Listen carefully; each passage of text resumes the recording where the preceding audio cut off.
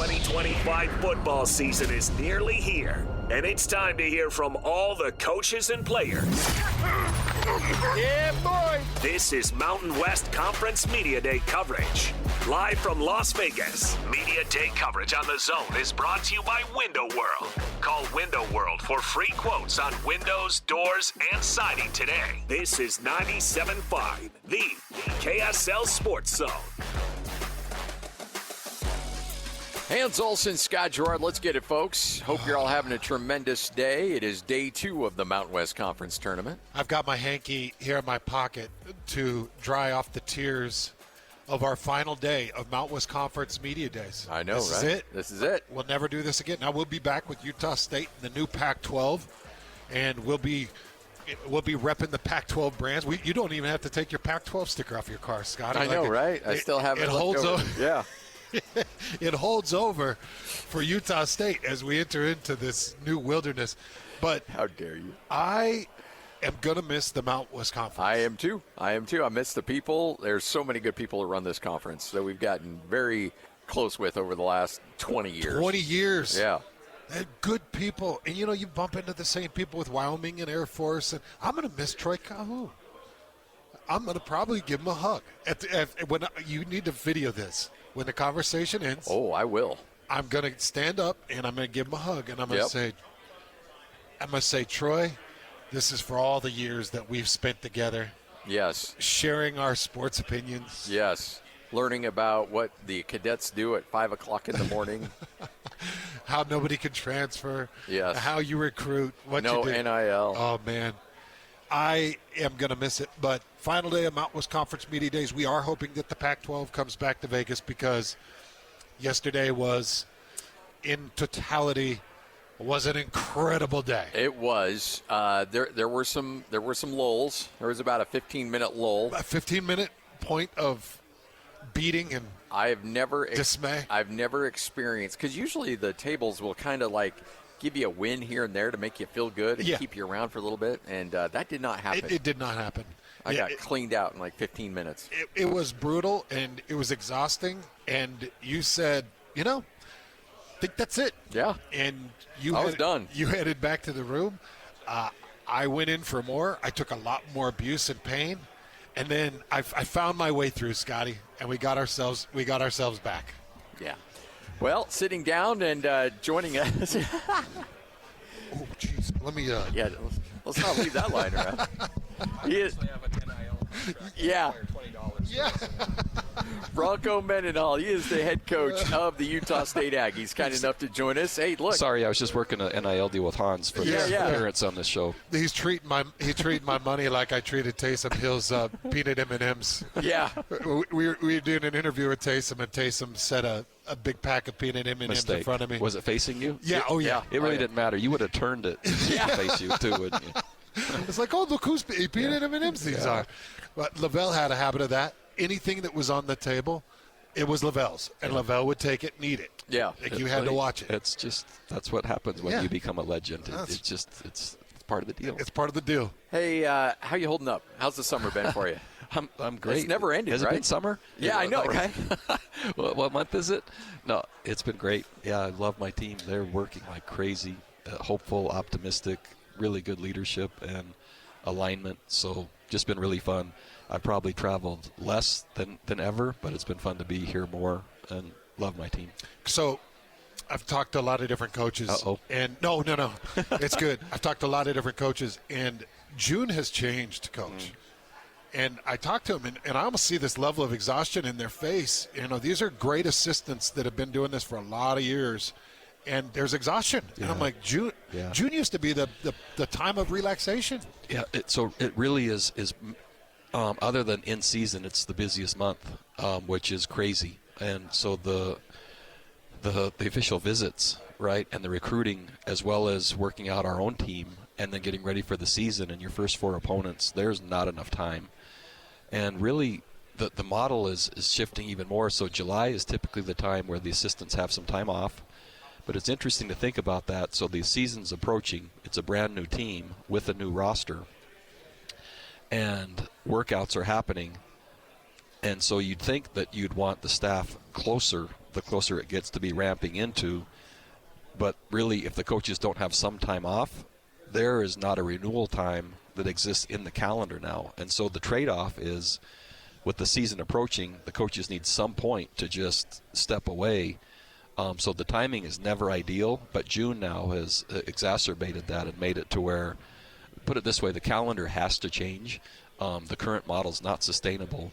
And the thing that will be the catalyst as to what the calendar will look like will be the transfer portal window. And it will go from 2 to 1. I'm almost certain, or it needs to. Where that is placed will then set the cascade effect of then what the coaching calendar will look like, because it will start over. Knowing that our existing model of the college football playoff, because that now enters 2 semesters of football, right? It used to stop by the time the players came back in January, football was over. Well, basically, you go through the Christmas break and teams are still playing. They're having to choose between the transfer portal window, et cetera. So there's recruiting and the playoff and et cetera. Well, at Utah State, the academic calendar starts January 4th. So kids are starting to show up. And so there is no downtime. So put it this way, the calendar has to change. It will change, but the first step that has to fall will be the transfer portal window. There's thought now of moving more games to week 0, which is great. But if the college football playoff expands, that means playing later, possibly into January. I would propose just the opposite, of starting earlier and still work to try to have the college football done as soon as possible. And that will reflect a January and a cleaner start for everyone else. So there's trade-offs everywhere, and there's flaws in that model as well. To Hans's point of June, that's just a small reflection of the existing calendar as it is, as we try to morph it into what it has never been. And the transfer portal window, once that's decided, I think you'll see changes around everything else. Long answer. Coach Bronco Mendenhall joining us right here on 97.5, the KSL Sports Zone. I may have misquoted you, but what's your total number of new players? 87. 87. That's what I thought. Yeah. I remember talking. And that's unbelievable. Yeah. So to qualify, that's including missionaries returning, and because they're returning to a new staff, right? Or missionaries that went out of high school that haven't been yet. The freshman class that's coming in, right? That the previous staff signed some of them, and we've signed some. Then the transfers coming in. So, and the kids that came with me to New Mexico. So the roster size, as you guys know, is 105 by definition. You have DSAs that you can count, and so some will have a roster size of more than 105. But if you just said ours most likely is 110 or 19, right? 87, a percentage of 87 to 109 is still the majority of your roster, which is an amazing challenge. People would think that an NFL roster turns over. It's nothing like a college roster anymore. Yeah. NFL rosters don't turn like college rosters. That's exactly right. And so the reality, and I think it's more of a reality, especially because of a first-year coach coming in, but I think it's pretty typical to be anywhere between 45 and 65, and it'd be fun to just hear what each coach, what the roster turnover is like. But at the group of 6 level now, the financial differences between that and A4 are the primary driver. And so that in and of itself, I think it's here to stay. I would love to mitigate that with Utah high school players and have enough traction there and have enough success here at Utah State over time to where that can just be replenished, and then the portal is minimized, and then the stability of the roster becomes. And that's good. So you have to have enough early success while building that to eventually you can have the transition and then keep maintaining and growing. I remember talking to you last year, and you threw out, I can't remember what the number was at New Mexico. 63. 63, and that seemed like a crazy Huge. number. There was over 20 that. There was over 30 there after spring practice. That was the biggest difference. Oh, okay. And so I thought that was an astounding number.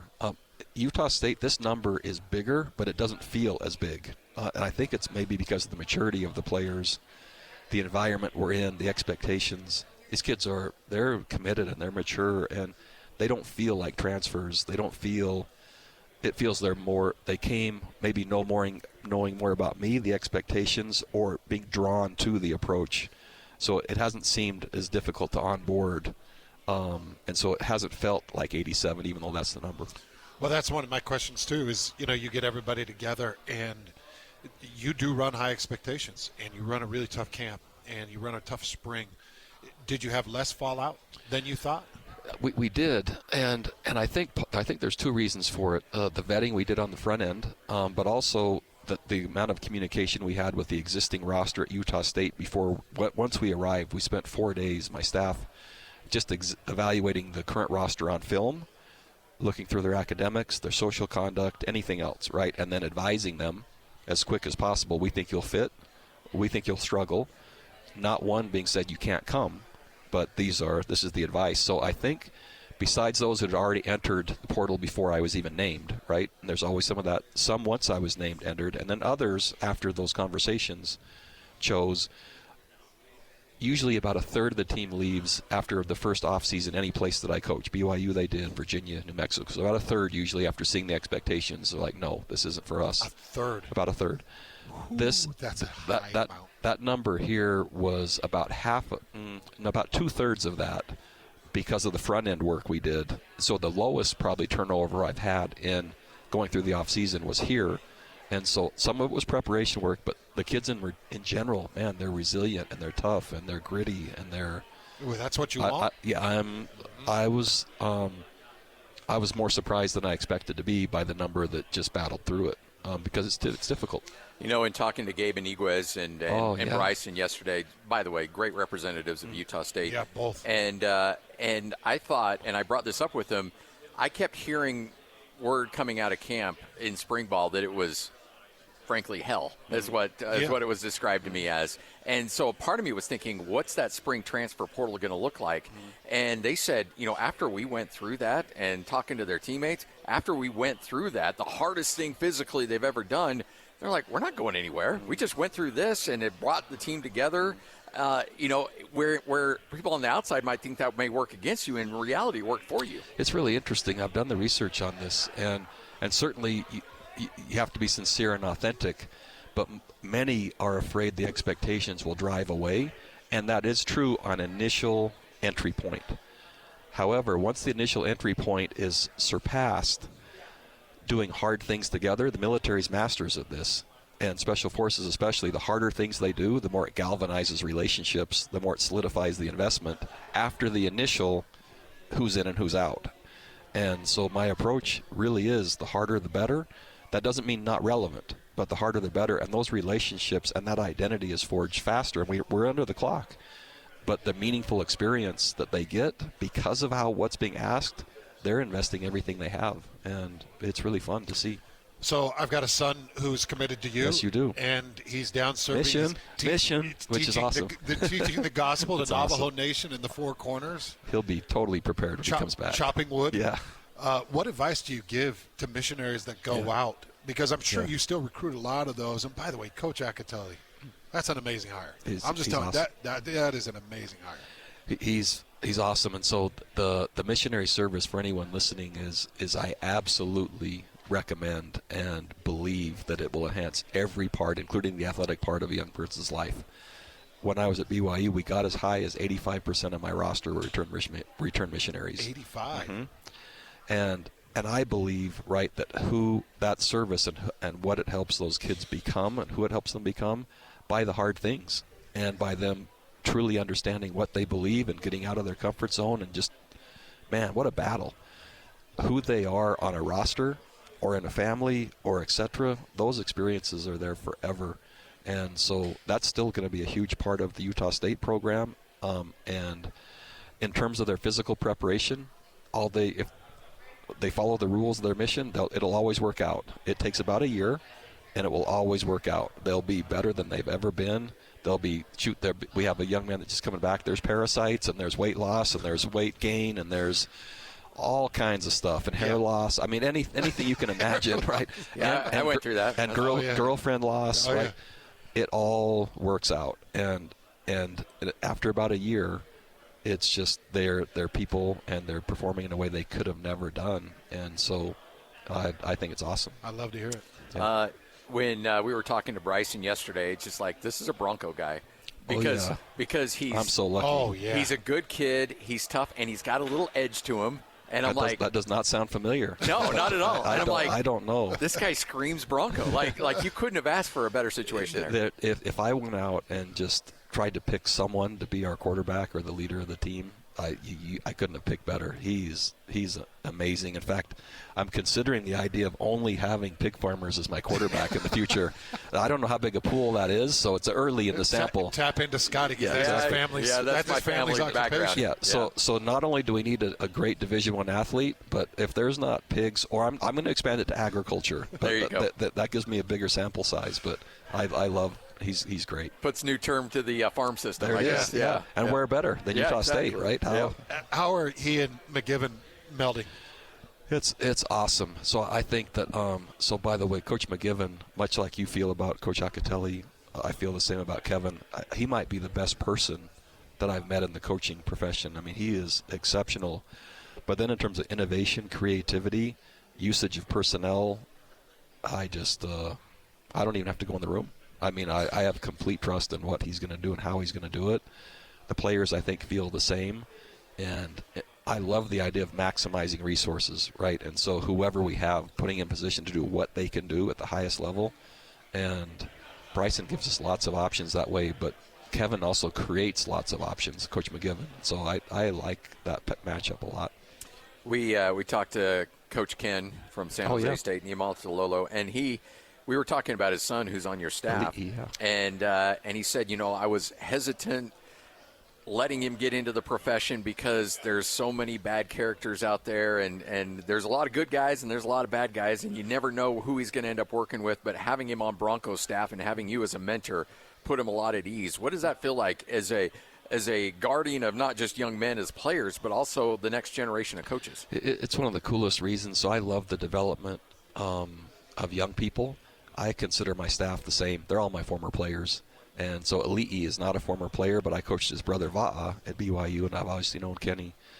And so I was sitting next to Coach Niuamatalolo in the head coaches meeting yesterday, and I got a text from Ali'i, which one of his players was late for something, and he was already on him, and he's, we have a protocol for that, so he's up this morning early. And anyway, I was just showing the text to Kenny that his son was on it, communicating to me as the head coach how he communicated, how professionally, how timely. And it was just like a proud father moment. Even though it's from a different program, he could see what his son was doing, and it was That's great. It was really fun. Yeah. That's great. You went to great lengths to keep camp and keep spring isolated and keep things quiet. Is that they're taking down the barbed wire now? Yeah, they're deinstalling it. Right? It wasn't even barbed; it was razor. Yeah, razor. It was the wound razor. On top of the fence. But the moat was a little harder to pull off. The moat with the gators. The city didn't like the trenching and dug all the way around Maverick Stadium. Yeah. Is this a model you're going to implement and keep? As long as there is a transfer portal window that exists post-spring. Yeah. If that goes away, no. If there's still a chance after spring practice for players to leave, then yes. And so it's not just tampering and poaching. I mean, you just call it how it's player acquisition, because there's no governance that's influencing it. And so before we played, it just made no sense to me for anyone to know who we had. And I recognize the trade-off for community engagement and support and media and et cetera. And so fall camp, there will be opportunities for, much like spring used to be, for people to come see scrimmage and different things. And so they're trying to make up for it somewhat within reason. But as long as the second window is post-spring practice, then I think as a steward of the program, I have to do that. Everybody understands that. I hope. Oh yeah. I hope. No, we obviously we do a daily show, and we want the information and we like the information, but the only thing Scotty and I can do is sit there and go, it makes sense. Yeah. Like, why have that portal open? And if we had an asset that dictated our job, we are going to protect that asset. And so it's the next kind of, and I'm kind of gauging this as well. So we open against UTEP, and they're not certain what schemes or what people we have. And so the more fall camp is open, and people want to come and see, and I would like them to. So there's still some level of risk, right, by any interaction that folks have before we play. So there's an advantage when you're a new staff that no one really knows who you have and what you're going to do until you play. It's a huge advantage, I think, right? And so still in fall camp-ish, there's opportunities. Now, what that truly looks like, I'm trying to balance enough engagement to make sure our community knows, yeah, I want connection, but also understand the more that happens, we could actually be giving away our best chance to have the outcomes we want early in the season, especially. I know you've got other obligations really quickly, though. Once again, Utah State's on the search for a new athletic director. Yeah. You're so busy with everything going on with the season starting. Do you want to give your input on that, or do you just keep your head down and focus on your job? How does that go? So the way it's gone so far is so key influencers, boosters, as well as the board, and I've visited with our interim president as well, and so they've asked for my opinion on what qualities, what traits. I have not gone to names yet. Mm-hmm. I will if asked, or if I feel so strongly it's like we have to look at. But what I think Utah State needs and is craving in the short time I've been there, stability, consistency with competency and ability to connect. So Utah State at the AD level and the president level, someone that's fiercely capable and competent, but man, if there's Utah State ties that could be consistent and embedded as well as approachable and connectable with amazing skills, if you hit the right two people at the AD and president spot that are that, man, what a and joining the Pac-12, yeah, it could be an amazing growth period for Utah State. And so I basically have just shared that, and so it's nothing top secret, and I think it's possible. I totally do, and I think it's really cool. All right, Coach, appreciate Thank you. it. Looking forward to working with you more. Thanks, Coach. There he is, the head coach of the Utah State Aggies, Bronco Mendenhall, right here on 97.5, the KSL Sports Zone. Yeah, that's true. Yeah. We'll take a break, come back. You're listening to more Mountain West Conference Media Day coverage right here on 97.5, the KSL Sports Zone.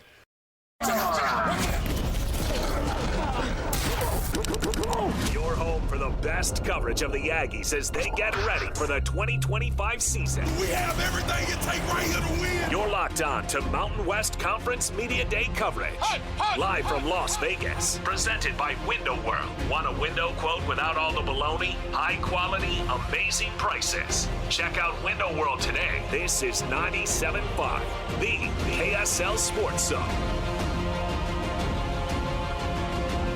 Hans Olsen, Scott Gerard, 97.5, the KSL Sports Zone. Great conversation with Bronco Mendenhall. Big thanks to him for stopping by and saying hi. We got a lot of coaches lined up and ready to go. Should be a fun one. Man, it's been a blast down here in Vegas, and I'm hoping the Pac-12 Media Days are back down here, and I'm hoping we're here at the Circa, but I'm hoping the Circa kind of rebuilds, renovates its weight room. Yeah. I was in there again this morning. Were you there this morning, too? There's got to be laws against guys taking off their shirts in a public workout area. There has to be. There's got to be. I would think so. This idiot. Oh, no. Freaking 32, 34-year-old jackass. Peels off his shirt, and you know it's a small little workout, and it's mirrors everywhere. Yeah. So when somebody peels off their shirt, you can't turn an angle. And this guy was sitting there flexing in the freaking mirror. Man. Probably taking pictures. And he was built like a complete dope. And so, you know, I'm getting my run in, and I'm trying to run, and he keeps moving around. So I keep seeing in the mirror like, oh, man, this ugly, hairy, dopey-looking idiot peels off his shirt. He's sweaty. It's the most angry I've been. This is why how do people even work out in public? How do you do it? Yeah, I'm with you on that. I'm all about, like, gearing up the home and doing everything at home. Where's the etiquette? And then he sits on – there's only one cable machine in the room. So I did a 30-minute run, and I did the run while he starts on this cable machine, and this dope is still occupying the cable machine after I get off the treadmill. You're like, come on, bro. It's like, all right, shirtless guy, about had it with you. Plus he's sweating and dropping his pieces of hair all over the place. I have never wanted to beat a human being as bad as I wanted to beat this person while he could watch it in every mirror. I don't know. Last night I was thinking about beating somebody up. Oh, man, that was Yeah, that was speaking of a beating. What's going on with you guys? You guys Well- go down to Vegas, you're just looking to beat everybody up?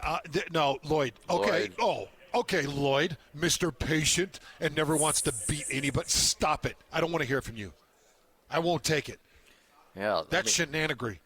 Shenanigans. Lloyd will fire anybody on the spot. I'm telling you right now, if Lloyd was a 6'5", 245-pound muscle, he would beat up everybody because he just walks around in a bad mood. Yeah. That is so not true, and that's not fair. So true. You would That fight, is not you would fair. Fight you're parked where? I think You're parked how? I'll beat you up. I think the big man upstairs kind of blesses us with certain things, and they realize that, okay, this dude would fight everybody if we gave him a really overly physical body. So we're going to give him 2 shoulders that dislocate. Yes. So if he punches anybody, his shoulder will come out. And it's for his own good. I was spitting mad. So last night, Han sends me a text and says, "Hey, I'm going down to this casino," and I'm like, you know what? It has been a long time since I've sat down at a table. Yeah. I used to love it, and then I just got away from it. Me too. And I just don't do it anymore. But I thought, you know what? It's been a minute, and I had a couple bills in the old wallet that I'm like, they're burning a hole in my pocket. So I'm like, let's go. Let's go test the market. And you were telling me you love playing this particular game. Yeah. And I'd never played it before, so I thought, this is a good time to learn. So I go down, I find you in the room, I sit down at the table, and my first indication was that you were already a little salty with the dealer. Yep. And even though I'd had a big win. You'd had a big win, but it wasn't with that dealer. No, it was not. You had a big win, and then they knocked her out and brought in somebody else. Lloyd, I hit a straight flush, and it was a very handsome reward. Right, and it was about 30 minutes before Scotty came in. Yep. So it got a handsome reward off of a straight flush, which I think I've hit 3 in my whole life. Did you tell everybody at the table they were embarrassing? No. And this wasn't a straight-up poker game. It's a card. Oh, It's a ultimate hold'em. It's against the dealer. Yeah. You're just playing. Okay, I got you. Sorry. Yeah. And so Hans was in a good mood off of that, but they swapped out that dealer that gave you the straight flush with essentially their version of William H. Macy and the cooler. Yep. And I walked right into that firestorm. Yes, you did, sadly. And it was an ambush. There was a vendetta against you, and it carried over into me, and that dealer had me wiped out in about 15 minutes. Lloyd, it was a sad deal. And it wasn't just bad. I mean, it wasn't just losses. It was how the losses happened. It was a bad deal. When the dealer walked in, was the dealer limping? No. Okay. All right.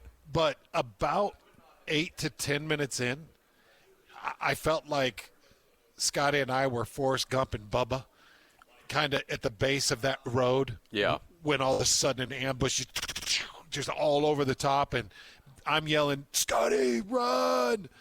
And you're like, "I'm afraid, Forrest." And we just sat there and let the bullets hit us. Yeah.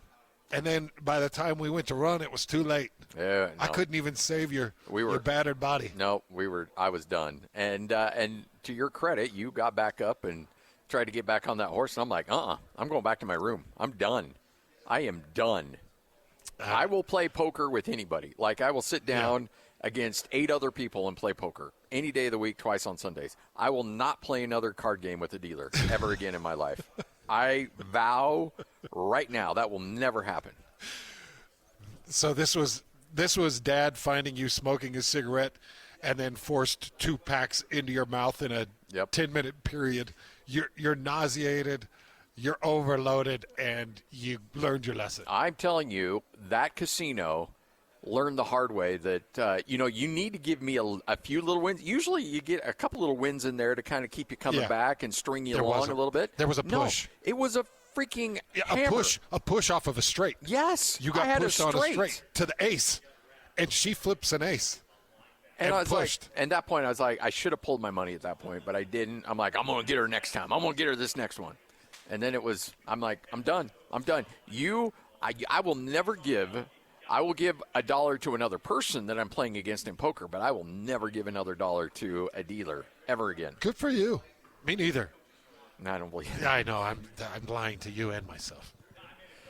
It was Lloyd. It was one of the most, I don't want to say traumatic, but just like horrific beatdowns I've ever had at a casino. Yeah, that doesn't sound fun. That doesn't sound fun. No, there was at all. nothing like that's Part of the thing. reason why I don't do that anymore. Had this lasted like an hour and a half, and I looked down, I'm like, oh, I'm down this much. Oh shoot. Well, at least I've had a good time. Yeah. No, it was. Well, maybe it's good that the Maoist Conference is disbanding and Utah State's parting ways, and we won't be back here. Yeah. The only thing is we'll just miss Giordano's. I'm going to miss the pizza. Yeah, the deep dish pizza. I still think it's coming back here. And that's, by the way, me speculating. Total guess. I don't think Washington State, Oregon State want to go to California. No. So it's either going to be California or Vegas. It's not going to be Pullman. It's not going to be, Corvallis. It's just, will they hold it in a town where they don't have an entity, and in fact where they have an entity that did that's not come true. with them. That's a good point. But the Big 12 came here last year. Yeah. And the Pac-12 used to come here. Yeah, suited them well. Yeah. I hope. Wait a minute. Did the Pac-12 come to Vegas? No, they didn't. It was they always didn't. Los Angeles, wasn't it? Just Yeah, the you're Big right. 12. Yeah. What are you hearing on the athletic director and presidential front? And what did you think of Bronco Mendenhall's comments? Bronco hit it right on the head. Everything that we talked about the other day he brought up a unifier, someone who doesn't need to be LDS but can appreciate the culture. It would be great if they had Utah or Utah State ties. That would be incredible. But at the end of the day, you've got to have somebody who brings the Broncos said it way better than I could. Brings consistency and competency. Mm-hmm. Two big C's there. And that's what Utah State needs right now. It doesn't need to be a big name from a big school. It doesn't need to be any of that. You just need to be competent and you need to be consistent. So that's what Utah State needs right now. A lot of names. I've seen 5 pretty prominent names, and you've mentioned them. You were the first to mention 3 of the 5 that I'd heard of those names, and those names continue to swirl. But the name I will remain the most curious, interested in, and in support of is Gary Anderson. I will continue to support that name because I think he checks the box in every category. He's had affiliation. He's got affiliation with the faith. I don't want to get into the specifics of it, but I do know he understands the church very well. Oh, yeah. He's worked with many missionaries. He knows what it entails. He knows how important it is to this state, to our community. He knows where the money's buried in Logan because he's had to go get the money in Logan before. Yep. I think that he would be fantastic in fundraising. I don't know if there is a more conducive personality with relationships out there than Gary Anderson. I don't know if I've ever seen a coach forge relationships like Gary Anderson forges relationships. I'm with you. And, when I think of the Olsen legacy that's in Logan, that's at Utah State, I want somebody that represents it from a point of pride, a point of legacy, a point of pageantry, everything that I love Utah State for, that you love Utah State for, that my son committed to Utah State for, that Bronco Mendenhall came to coach for Utah State for. Gary Anderson knows that. And you and I know that just in conversations that we've had 8 years ago, 7, 8 years ago, going way back, where Gary's like, hey, look, this thing has to be on the right track. Even when Gary wasn't in Logan, I know that he had curiosity and interest in the development, the building, and the success of Logan. 100%. And so I look at that and I'm like, man, that to me is just such a classic fit. Yeah. Whether it be interim, whether it be full-time, there have been, and I've heard this as well, so I can confirm the rumors out there, but Twitter is a little bit of a buzz about essentially a committee of people holding down the job from an interim standpoint. I do believe that is being bandied about, and that is under consideration, where there may be a situation where somebody like Randy Spetman and Gary Anderson and several others band together to hold down the fort from an interim standpoint while they search for a new athletic director.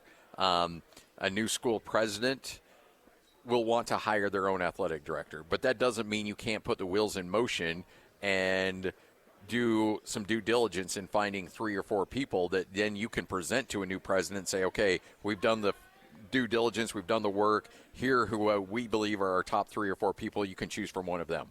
So I think some things can happen even without a new president, but Bronco, what he said earlier today, I think hit it right on the head what Utah State needs as a new athletic director. So key influencers, boosters, as well as the board, and I've visited with our interim president as well, and so they've asked for my opinion on what qualities, what traits. I have not gone to names yet. I will if asked, or if I feel so strongly it's like we have to look at. But what I think Utah State needs and is craving, in the short time I've been there, man, stability, consistency with competency and ability to connect. So Utah State at the AD level and the president level, someone that's fiercely capable and competent.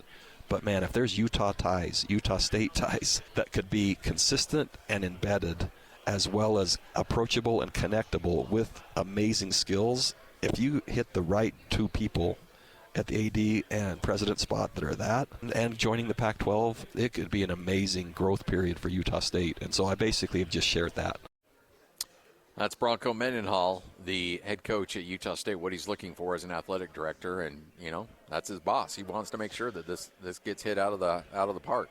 We all do, because I don't want to see this rotating door. No. And when you talk about somebody that has an understanding of Logan, of Utah State, I'm just saying it out loud.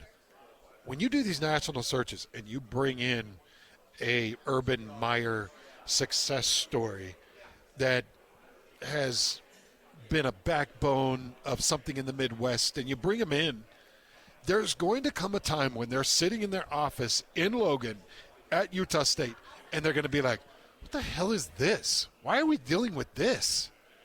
This isn't something that we do in the Midwest. This isn't something we did in the Big 12 or the Big 10. Or this isn't. What are we dealing with here? I don't want that person. I want a person that's like, oh, yeah, absolutely. Just throw that on my desk. I dealt with that 5 years ago. And that knows it and isn't caught off guard by it and doesn't call their agent and say, hey, you got to get on the phone. I got to get out of here. I can't deal with this crap anymore. They want me to do X, Y, and Z with so-so and this and that. Well, yeah, but that's part of your job. I know. But why are we even doing this? That doesn't play a role. We didn't do that in this conference. Well, guess what? You're going to do things at Utah State that you didn't do elsewhere. And I want somebody that it doesn't surprise. Yeah. And they're just like, oh, yeah, that's business as usual. There was an AD. This was many, many athletic directors ago at Utah State. This was not Diana Sabo, so I just want to make sure that gets out there. But that tried to schedule a game on a Saturday night before on conference weekend at like 6 o'clock, 7 o'clock. And everybody in that department was like, you can't do that. And they're like, there's this thing called a priesthood session that nobody's going to show up to the game. And the person was like, what are you talking about? That's church. This is football. People are going to come to the football game. And they're like, no, they're not going to show up. Yeah. If you do this, it is going to end badly. The person went in and did it anyway, and then 2 days later was complaining, why isn't anybody showing up to the games? We have a good team. And they're like, we tried to tell you. And the person was like dead set on that the church, you have to be able to embrace that stuff. You have to know that stuff. At the very least, you've got to show empathy for it and understanding for it. Yeah. And just say, I understand that this is the case and this is what you've done. Now, hear my point of view. And then when you get pushback of, no, that's not a good idea, say, okay, I get that. Yeah. I understand what your culture embraces and but we still have to move forward in this way. So these are the measures we'll take. These are some of the resorts that we'll come to. Yeah. And I want the right person in there. I do too. Hans and Scotty, I believe Troy Calhoun's going to join us coming up here in just a moment. Head coach at Air Force. We'll talk to him straight ahead. 97.5, the KSL Sports Zone. The 2025 football season is nearly here, and it's time to hear from all the coaches and players. Yeah, boy. This is Mountain West Conference Media Day coverage. Live from Las Vegas, Media Day coverage on The Zone is brought to you by Window World. Call Window World for free quotes on windows, doors, and siding today. This is 97.5, the KSL Sports Zone.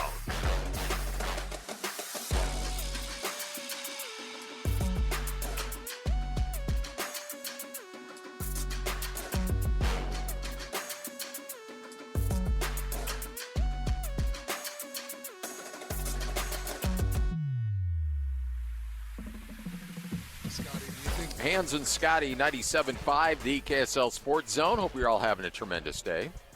Live here at Mountain West Conference Media Day. A little bit of what you may have missed. We've had plenty of coaches stop by today, and this league does have some good coaching, and this is going to be a very competitive league this year. There's a lot of guys that are coaching for their jobs, coaching for their futures, coaching to make their mark into the new Pac-12, coaching to make their mark as they go into this reorganized Mountain West Conference. And this is one thing I'm noticing, and this is going back to Big 12 Media Days last week and Mountain West Conference Media Days this week. One of my biggest takeaways is there is a level of distraction for these coaches that I've never seen before. Yeah. We are talking less about football and camp than we've ever talked about football and camp before, which means that their minds in the Big 12 and in the current Mountain West Conference, their minds are all over the place. You know, whether you're talking to a Coach Frost or you're talking to a Coach Rich Rod, and they're just coming in and taking over new programs, their brains are everywhere. Or you're talking with Coach Gundy, Mike Gundy, and he doesn't know what's up and what's down. He doesn't understand why he had a 3-win season last year when he had a Doak Walker Award winner and a returning court. He doesn't know. Yeah. And he's looking at the transfer portal, and he's looking at today's kids, and he's probably wondering, do I even want to do this anymore? And then he's looking at the NCAA versus House settlement and the $20.5 million that he's got to distribute. He's like, do I want to do this anymore? I wish that we could have had a camera on Bronco Mendenhall's face when I asked him about Junes. Yeah. Oh, yeah. He pursed his eyes, closed them, crunched his cheeks, and just started shaking his head. Because the June that he just went through is not recognizable for college coaches anymore. Yeah. And said it's not sustainable. I can't ask my employees to do this anymore. And he's right. You know, I've got former teammates in this business, and we talk often. And going through the month of June and saying, "Hey, what's up, man?" Usually it was like, "Hey, I'm on the beach with the wife. We got the kids out here," and it was, "You're not going to believe this. I'm hunkered down in some small town, Ohio, and we're trying to get these two transfer portal kids out because we got to find something to replace our tight end production." Yeah. And I'm like, "Are you kidding me? What are you doing in Ohio? What do you mean? What are you doing in Ohio? I'm trying to save my job." Yeah. Trying to get a recruit so I can keep employed. Well, what happened? Well, we lost those two guys to the portal. Well, how did you lose those two guys? Well, we told them that they were going to be 2 and 3 on the depth chart. They one got an offer from Vanderbilt, took $180,000 that we couldn't give them. So now I'm out here looking for another tight end. And you're just like, I'm sorry. Because June used to be such a great month. Yeah. And you could see Broncos wearing it heavy. All these coaches are wearing it heavy. And I know that the people out there driving around like, I don't feel sorry for these guys. They're making $250,000. Some of the assistants are making, you know, there's probably some at Utah State that are making $180,000. Would be my guess on the lowest end of Utah State assistants. About right, yeah. And the highest end would be probably 5 to 6. BYU, I think low end now is probably around 300. That would be your lowest end, and your higher ends are, and I'm talking about the assistant pool, probably 1 to 1.5, somewhere in that range. So I get it. Like, people are, I don't feel sorry for them. You got to work in June, tough. It's hard for you. Seasons are so draining on these coaches. Yeah, they're working 110-hour weeks. 110-hour weeks, and it's draining, and it hurts the family. And what I've always seen in all my years of being able to analyze it on air and not have to be a part of it, I've seen them all take that breath in June that I believe gives them life for July, August, into camp and through the season again. Yep. That 3-week vacation in Hawaii. It was everything. Yeah. And now it's not only is it gone, June has become, you better go save your job month. Yeah. Go save your job month. How bad do you guys want to keep making the $500,000? You better go save your job. Yeah. I mean, June is just as important as October. Yeah. In terms of what you're able to build. And then I was talking with another very close friend of mine that's in the occupation. The coaching portal is just as stuffed packed as the player portal. If you get cut or fired or you're looking for a job right now as a college coach, you're as desperate and unlikely to find a spot as a kid in the transfer portal right now. Yeah. Unless you've got a personal connection, you can't find a job in this world. No. In the coaching world. And how many, I think you asked the question to Bronco when he got hired, how hard is it to say no? Because there's a lot of people you develop relationships that may have helped you out in a time of need, and you don't have a spot for them. And they're like, hey, remember that one time we did this? And you're like, I'm sorry, I got nothing. So I remember very clearly when Steve Sarkisian got the USC job.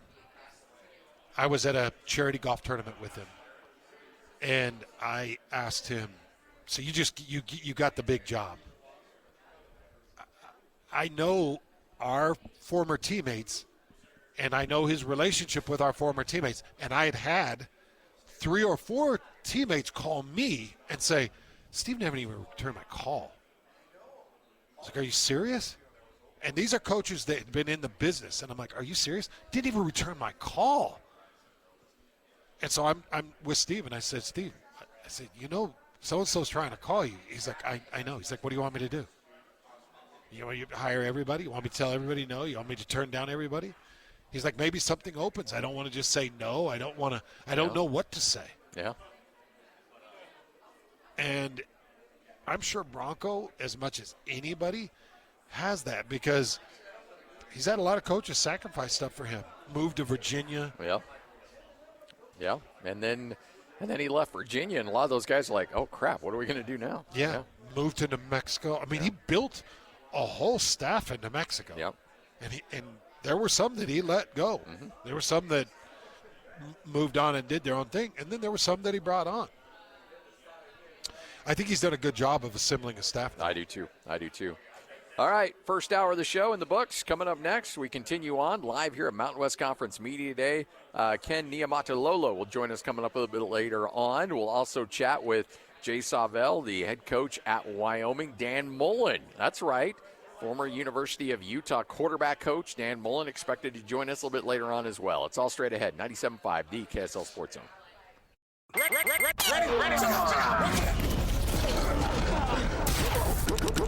Your home for the best coverage of the Aggies as they get ready for the 2025 season. We have everything it takes right here to win. You're locked on to Mountain West Conference Media Day coverage. Live from Las Vegas. Presented by Window World. Want a window quote without all the baloney? High quality, amazing prices. Check out Window World today. This is 97.5, the KSL Sports Zone. Here at Mountain West Conference Media Day, every year, Hans, we get in a little bit of trouble if we don't talk to the head coach at Wyoming because we got a good contingency of Cowboy fans that want to hear from their head coach. And joining us now, he is the coach of the Cowboys, Jay Sawvel. How are you, Coach? Hey, Coach. I'm doing really well. How about you guys? Very good. Very good.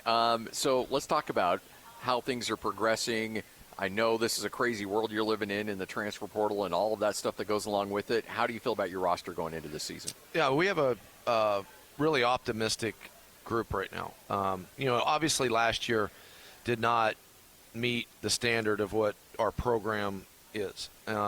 We lost a really good senior class after the 23 season that really, I did a poor job of in the sense that we didn't replace that group the level that we needed to, the leadership that we needed to from the Andrew Peasleys and those types of things, and the production too in that regard. And so there were some things that we needed to shore up. There's a lot of optimism in our building, though, right now. Number one is, we come out of last season and, have a top group of players. It's critical that we keep this group. And we were able to keep the main core of what our team would be going forward with a lot of leadership, a lot of senior leadership, and a lot of senior production that's coming back, and so I'm excited about that part. The second thing is we had a number of players a year ago that were playing before they were ready. Mm-hmm. We replaced Frank Crum, who was a left tackle that's with the Broncos now, with a redshirt freshman a year ago who wasn't ready to play. And the differences in it was dramatic at times. And, now you give another year in the weight room, another year of development, another year of that you're looking at better players, bigger players, stronger player, that you then hope becomes a better player in that part. And then the third thing is that we've added 46 players from last year, and we had a lot of holes that came about in our roster a year ago that have been masked because we were really healthy in 2023 and we were really unhealthy in 2024, and our lack of depth in a lot of areas showed, and we needed to get that boosted back up. And I think program wide, everybody has seen there's been an infusion of talent, and we're excited going forward right now. So, Coach, you've got a long career. You've been doing this coaching thing for a long time. Spent a lot of time in the Midwest. Yep. You're Midwestern born and raised, aren't you? Yes. What ended up bringing you to the West? I mean, I know you were doing great things in Minnesota. I know you spent time at Wake Forest, and then you get the call, and you're like, oh, yeah, I'll go to Wyoming. How much did you know about Wyoming, and what brought you out here? Well, there was a coach that I had worked with at Minnesota, Bart Miller. He's the offensive line coach at Illinois now, and he was at Wyoming as the offensive line coach. When the defensive coordinator job came open at Wyoming, he asked if I would have interest in it, and I did. And then when I came and met with Coach Bowl and did that, and I have a great relationship with Craig Bowl still to this day and the whole way through. I appreciated about Coach Bowl was that 10% of that interview was X and O type stuff, but really 90% of it was the person, getting to know, okay, why did I want to coach at Wyoming? Why do I want to coach in the first place, and those types of things. So it was all this nuts and bolts type stuff that really dug into the personality of me in the sense of okay, why do I want to do this? And it gave me a great appreciation and respect for him because of how he conducted that staff-wise. All right, and always remember that when we do interviews now with people that, yeah, there's a fit to it, the football part, and there's all that. But there's also how much are you going to pour into your players, and how much is it about the development of your players is first and foremost in your mind as a coach. And so I always appreciated that about him. You were able to renew a bit of a rivalry with BYU. Now you've got Utah coming into town this year. Just how much does that provide a little bit of juice in the community? I think it's great. I think, look, we got to do our part in the fact that, I think we let – a year ago we didn't start off. Of course, we played a playoff team right away that nobody really knew was going to be a playoff team. I looked at the other end of the field before we played that night, and I was like, we're in trouble because these guys look way different than what I had seen from the year before. But we started off poor last year, and so that BYU game, while it had buzz, it didn't have as much. We got to do our part. We need to start off well this year and make that Utah game have a real buzz to it. And so this first game for us is critical. The second game for us is critical because you want to get to that Utah game where it's there's a buzz in the community and there's a buzz about them coming here and the whole thing. And it's a big deal. I mean, it's former conference opponent. And, obviously now Utah is such a great program and what they've accomplished and how they've built things going forward. It's a great honor that they're coming to Laramie, and we'll be excited to play them. So I know that you're a defensive mind. I know that you were a linebacker. First of all, do you still wander over to the linebackers? Is it still your first draw? And you're like, I could play this. I could do this better. Move. Let me show you how to do it. I wander over there from time to time, but really I've spent 30-plus years coaching in the secondary. So I wander more to defensive backs than I do the linebackers right now from where I played, but because I coached in the secondary so long, that's where I wander and do the most. And so, and the thing is that I've kind of caught myself through the summer doing more and more of it than what I did a year ago too. So I'll be pretty involved on that part. There's a lot of us out there that we look at this generation of player and we make broad brush statements. Oh, they're more entitled or they're more selfish or whatever the case is. Are kids pretty much the same, just being raised differently? Do you have to motivate differently? Like, what's your take on this new generation of athlete?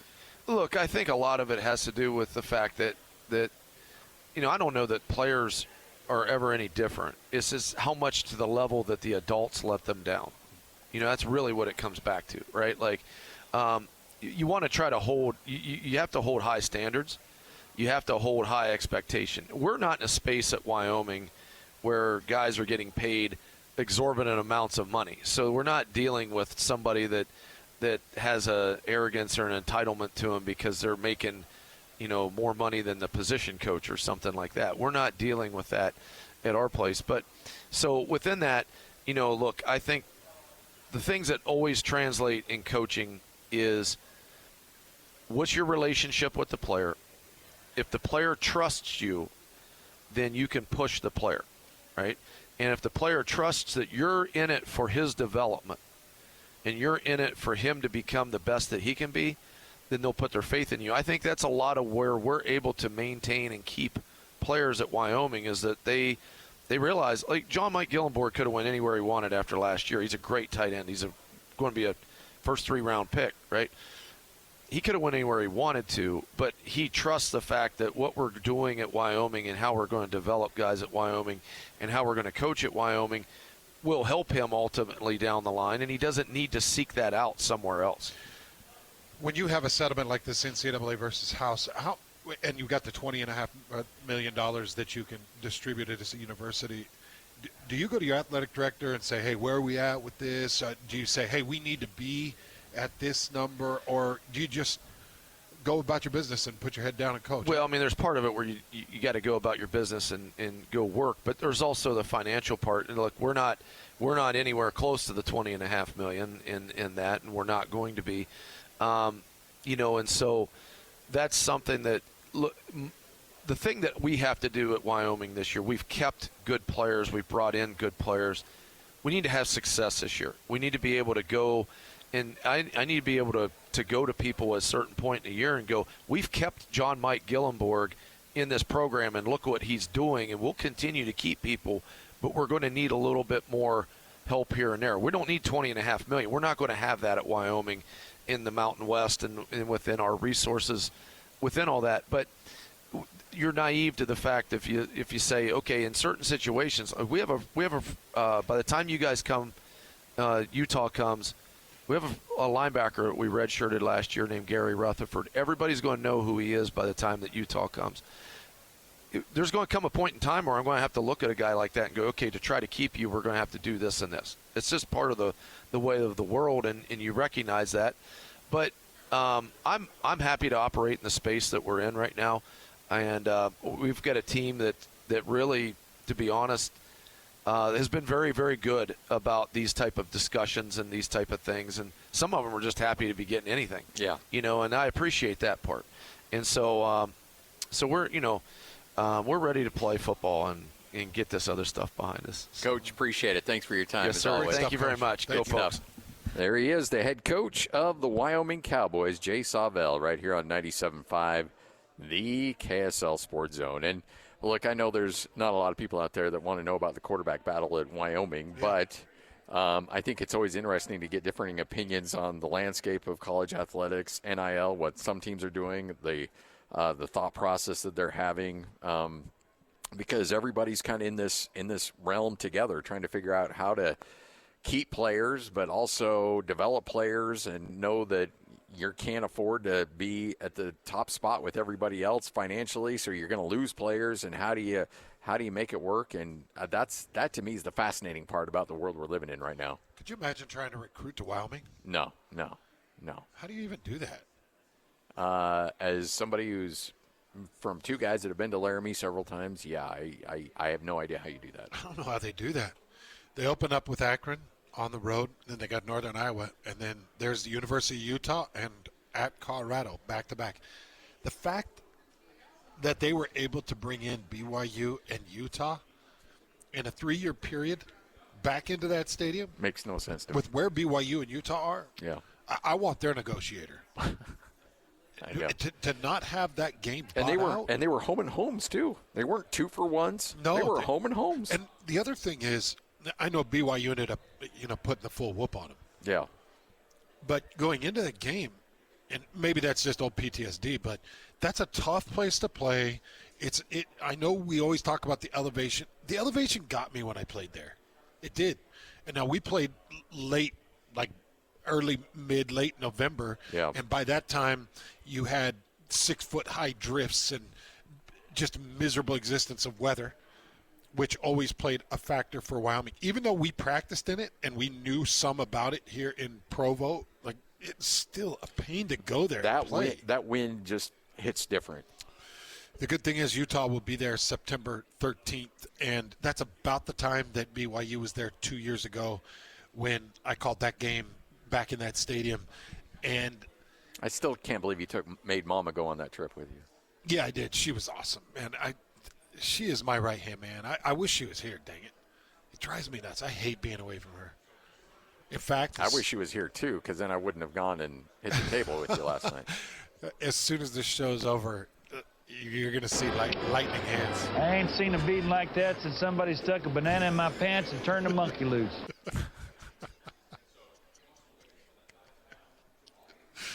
Yeah, it was that bad. Yeah, it was bad. It got brutal. It was so bad. Cousin Eddie sat there in shock. And we didn't even get to hit the buffet that Cousin Eddie hit after. No. I there was no like, hey, let's go get some ice cream or let's go, just walk around. I was like, no, I don't even want to look at this city anymore. Lloyd, we did storm around to find the table of the guy that says, how many fingers am I holding up behind my back? We Paper, rock, scissors. Yeah. We were looking for that game. We just couldn't find it. Blue macaroni. Uh-huh. Hey, by the way, we did make a trip out to the Sphere. Oh, we haven't even talked about that. That was impressive. We haven't even talked about our trip to the Sphere. Worth the price of admission. We've been so busy with the pizza saga. Yeah, the Sphere was it's pricey. Make no mistake, but it was $100 a piece. Yeah, but it was a good hour and a half of entertainment, and it kind of felt like what's that ride in Disneyland where you're going across America. Yeah, Soaring USA. Yeah. Well, I guess it used to be Soaring USA, but they expanded it. Now it's like Soaring the World. Oh, okay. It's like that, but like on ultra horse steroids. Yeah, Barry Bonds stuff. Yeah. The cream. The cream and the clear times 10. It is. And it's bigger than Barry Bonds' head. Yeah. It's a massive building. I know. I would love to watch a concert in that building. But one thing that really caught Scotty and I off guard was how steep the stairs are. I don't know how that's like to code. And they said they had fish in there. I mean, you throw in a bunch of stoners, blazed out of their mind. There's falls. People had to be falling all over the place in that thing. So, Lloyd, Scotty and I had about 20 Is that what minutes. usually happens, Scotty? No, come on. Stop. Scotty, you could call somebody else on our station, but I don't know. You do that to me nonstop. Scotty. Yeah, but nobody believes it when you say it's about me. Okay. Scotty and I had about a 20-minute conversation with one of the security guards that has been working there since the Sphere opened, and we were asking her a little bit about the different concerts, and she's like, yeah, so they had the Grateful Dead, and which is, a rebuild. Yeah. The Grateful Dead and Fish, and it was kind of a back-to-back month set. And she said that there were 5 people taken out on gurneys for Fish. There was over 10 taken out on gurneys for the Grateful Dead. And she said one of the most extreme things she had seen was a man running naked through the plaza and then doing business in the plaza. Yep, squatting down and and doing that. Yeah. And she said that it's been appalling, that it was just appalling. So now they've got all these rules and regulations. Scotty and I couldn't even take a squat in the corner of the building. I know. No. Every one person does it, ruins it for all of us. I know. There was a line outside the bathroom, and I thought, let's just skip the line. And they're like, no, you can't do that. Thanks to Naked Guy over here. Yeah, big thanks for screwing that up. And then there was a robot that nearly got its jaw broke. Oh, yeah. So there was an interactive robot. I don't know, Lloyd, do you even have that audio available? I think I sent the video to you. Did you not get it, Lloyd? You tweeted it, and Hans tweeted it out. So there's this interactive robot that you can talk to, and this person who was running the robot asked for Hans' name because Hans wanted to ask a question to the robot. And I was like, okay, come on. Of all people that will not screw up Hans' name, it's got to be this extra high level of artificial intelligence. It's basically C-3PO. Yeah, and this, C-3PO can speak 5 million different languages. Right, and do it eloquently and do it without mistakes. Yeah, great pronunciation. And this person told the robot what your name was correctly. I said it out loud. Yep. Hans. The person had the mic and said, "Oh, so-and-so robot, meet Hans." Yep. And she said it correctly. Yeah, and she said it correctly into the mic, and then this robot decides to disrespect me. Yeah. And I was like, you know what? Can't believe how stupid the future is. So everybody had said Hans correctly, and somehow Lloyd got a hold of the robot. Hello, Hans. You're pondering the purpose of life and how to make it more meaningful. That's quite a big question. And it went Hans. I cannot believe it. And I was like... As soon as it said Hans, Scotty gets uncomfortable now, like when somebody calls me Hans. Yeah, because I'm like, oh, boy, there's going to be an incident here. We all get uncomfortable when that happens. You know, like I've had 20 years of Bronco calling me Hans. It hasn't changed, 20 years. And now I'm, to the point with Bronco, I'm just like, whatever. Call me Hans, because I might have to get critical of you on air. And I don't want you to call me and be like, stop being critical. I won't call you and tell you how to pronounce my name. Yeah. But when you lose a game and I have to say, Bronco should have called a timeout. Don't call me and be like, oh, you shouldn't do that. Well, I'm like, well, you should use my name correctly. If he does do that, I'm going to be like, well, you know what? I've got a bone to pick with you. While you're on the line, let's talk. 20 years of Hans, bud. Oh, man. And I even reset the interview, too, after he did it. I was like... That dumb robot. Oh, I know. I thought that they'd artificial intelligence was supposed to be intelligent. I really thought you would... you were going to come across that rope like he was Jar Jar Binks and you were going to finish him off. I will tell you that the interactive robots in there are pretty cool. I think one of the coolest things that we saw in the Sphere, and I don't know, man, I'm going to leave it up to people. It's $100 to get in there for this. It's going to hurt you a little bit, especially if you got a big family. It's called Hello, Hans. You're pondering the purpose of life and how to make it more meaningful. That's quite a big question. And she was so condescending. Yeah, she was. Oh, that's a big question, little guy. Look at you with the tough questions. That's a big question. By the way, it all boiled down to relationships. She's like, the meaning of life is relationships. She's pretty dodgy. And I was like, come on. That's word salad. Yeah, stop it. Thanks, Kevin O'Connor. Yeah, dude. You dropped your KOC line. Like Kevin O'Connor in that robot suit? Because it just said a whole bunch of nothing. A bunch of stuff without saying anything. Yeah. But I was pretty shocked. But the coolest thing was, Lloyd, they had this sound display, and it was like 3-foot gaps, and then about a foot separated it, and then another 3-foot gap that you stand in. And they were playing 5 different languages in these 3-foot gaps that were only a foot apart. 5 different languages. And when you step into that 3-foot gap in this auditory arena, you can hear that specifically, and the noise stops from the other audio. So you're standing by people that are listening to it in Spanish while you're listening to it in German. That is trippy. It was trippy. And you just walk and you hear like 5 different languages go through your ear. And the robot that I was listening to in English said that it took 52,000 speakers in just one of those areas, directed at a certain angle so that people only get the auditory experience of where you're standing. Yeah. 52,000 speakers. That is witchcraft. It is. It was wild. It kind of felt like that. And then having a movie essentially encompass your full visitory kind of your ability to see all of your peripheral and everything, that is bonkers. And then the bum rumbler, it wakes you up. There were seats that would rattle you. Yeah, it rumbles your bum. Yeah. No, Okay, so I'm going to give it to you straight. It was $100 a piece. Yeah. I wouldn't do it again. No, I wouldn't do it either.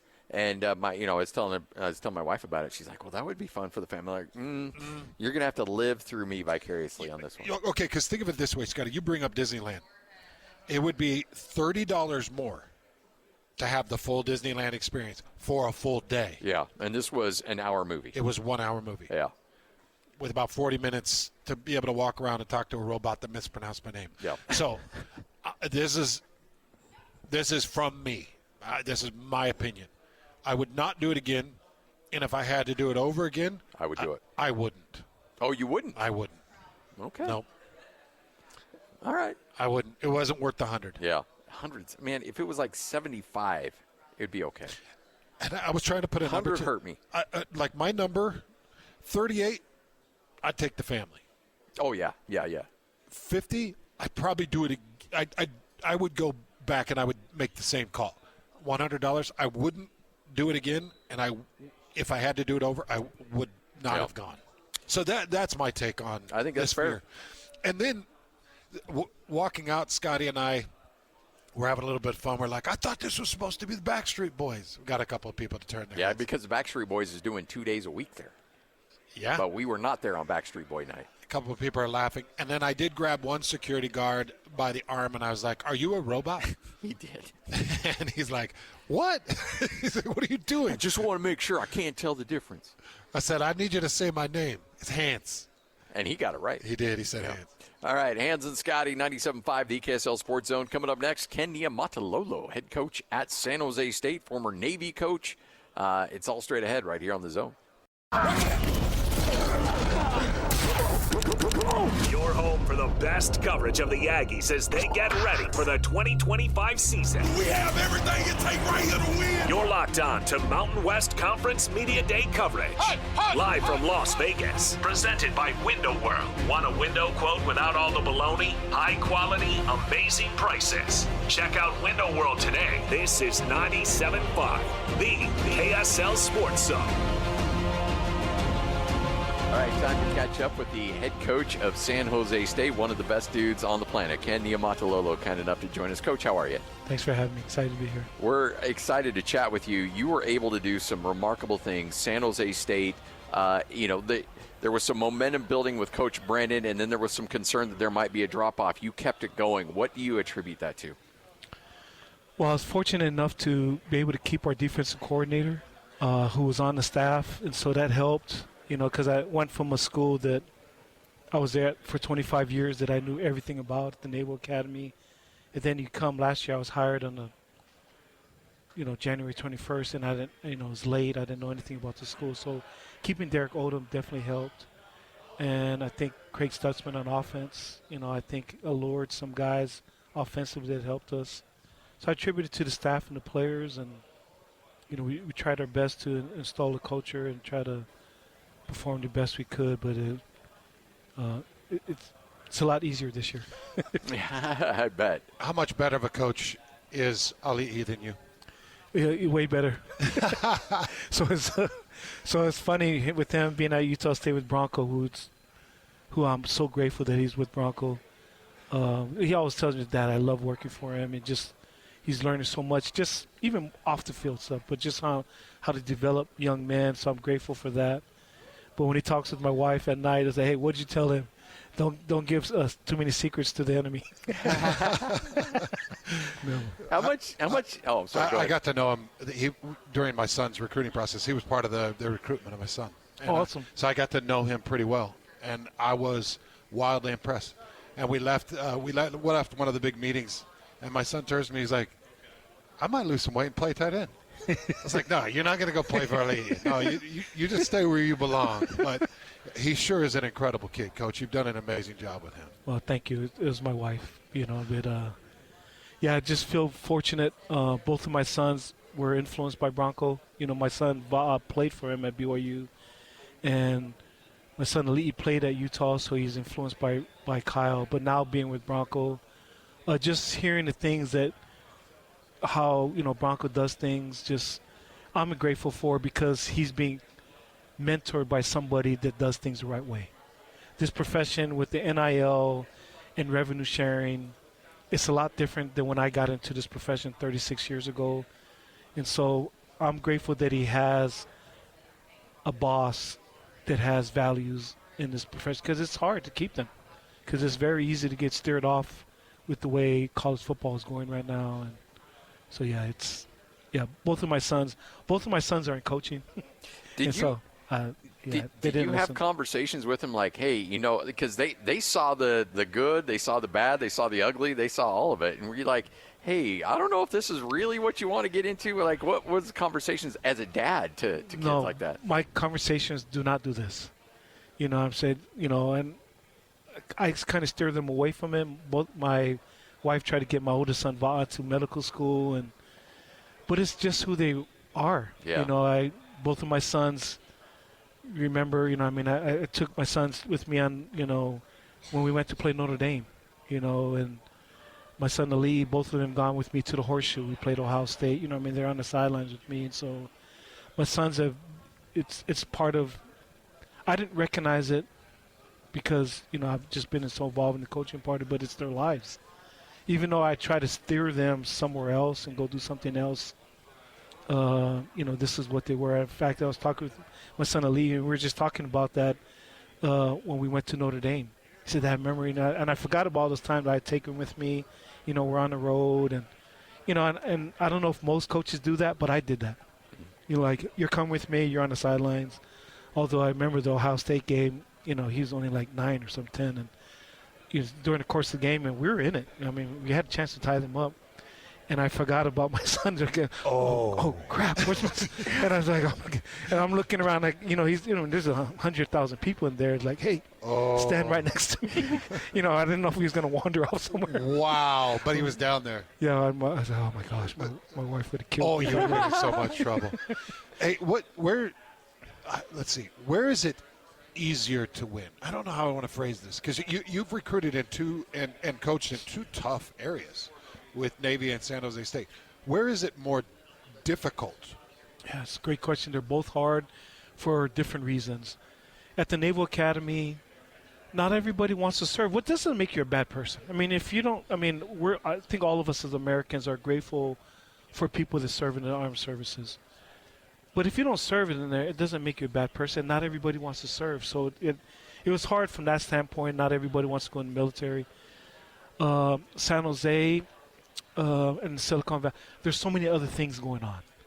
And so football, in the city of San Jose may not be the top priority with all the different tech companies there. And so that part of it is different. And so you just do the best you can at just selling what you have. Your question is a great question, because I feel like for us, our biggest sell is we had to get guys to practice. And so we brought guys during the bowl game, brought guys during spring ball. We brought them to practice because we don't have any NIL money or revenue sharing, like other people have. And so when guys come like, okay, Coach, how much you guys offering? Like, we have a little bit, but it's your scholarship, blah, blah, blah. A great education. In Silicon Valley.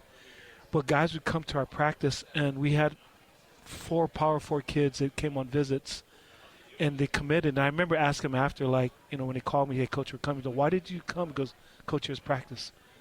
I just felt like it was different there. I've been other places, and it just felt different there. And I think just being at a place where you don't MF your kids, you're demanding but not demeaning. I thought that was going to be our sell, because I know it's going to be a hard sell to go to San Jose. I was like, our sell has got to be, let these kids come and see how we're going to treat them. Because everybody talks good on recruiting visits. You go eat at nice restaurants, and everybody gets, T-bones, ribeye or whatever. But then you get there like, okay, is this the same coach? This is the same guy. And so I think every place has it's hard, things that are hard about recruiting. but we've just tried to sell who we are, Hans, our best we can. And if guys come like, hey, Coach, sorry, so-and-so's offering me this kind of money, I got to go. Hey, all the best to you, brother. We know who we are. I knew who we are at the Naval Academy. I know who we are here. We just try to recruit to who we are. You excited or dreading October 18th when you're across the sideline from a league? Kind of both. Yeah. I mean, I'm excited about it. It's going to be fun. Just and like I said, I'm excited for him. Yeah. And I'm kind of dreading too because I know it's going to be a tough game because I know Bronco, and I know his kids are going to run to the ball, and it's because I would hear the stories about my son Vaughn like that. We did just perfect tens for 30 minutes. Like what? Just he has a way of developing programs. What he's done, obviously what he did at BYU was amazing. Then he went to Virginia and turned that program around. Went to New Mexico and turned. The things that he's done have been amazing. So I know what he's going to do at Utah State. So I know that's going to be a knockdown, drag-out war because the type of teams that Bronco coaches. Coach, we appreciate it. Great catching up with you, and look forward to that game in October getting you in Logan. Yeah, thank you guys. Come by when you got 2 or 3 hours where you can. Yeah, we would love to do this for longer, but Thanks, we'd all get in trouble. Yeah. So yeah, thank you guys. There he is, Ken Niuamatalolo. Hard pressed to find a better human being than that. Soft spoken, gets his message across, but is all about that business. And said, hey, you know what? You can be demanding and still be respectful at the same time. Oh, sorry, my bad. There we go. He said, don't MF the kids. Yeah. You don't need to do that. You can coach hard, but you can be fair. But he's taken jobs in 2 of the most difficult programs to recruit into. Yeah. Yep. And he won last year. He had a winning record last year. 7-5. Crazy. Yeah. And he's bringing back his quarterback, too. Yeah, that is going to strengthen this conference and this team. Is there any part of you that would like to see San Jose State join the Pac-12 exodus? Honestly. No, not really. Why? Because they've gotten a little bit better in football, but did I show you that video from that basketball game that I was at? There was nobody there. Nobody there. There's just the fan support just isn't there. Well,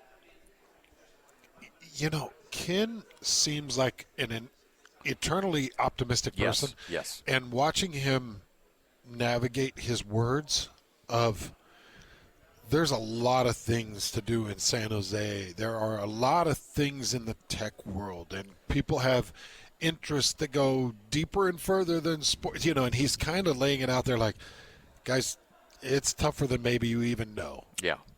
And it's also a very expensive place to live. So when you're trying to hire quality assistant coaches, it's really hard to get coaches out there because you're not paying them what Stanford and Cal are paying, but you're expecting them to have, move their families there, and it's not easy to do. And when you're housing 120 some odd athletes in that area, it's probably pretty expensive to do that. And you've got no NIL, according to Coach. He kind of laid it out there like we have no NIL. Yeah, and no revenue sharing, and so he's like, is that crazy? I mean, just look at the tech industry and what it's done now to support BYU.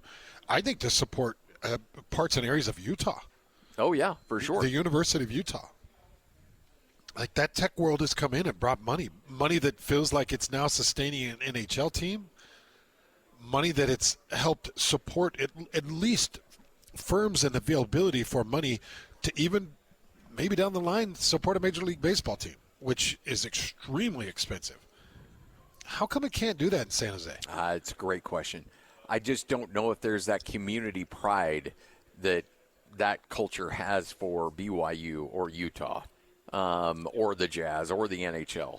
I just don't know if San Jose State is an institution that invokes such pride that they're like, we need to give back, we need to do this and this and this, because there's just no history there of athletic excellence.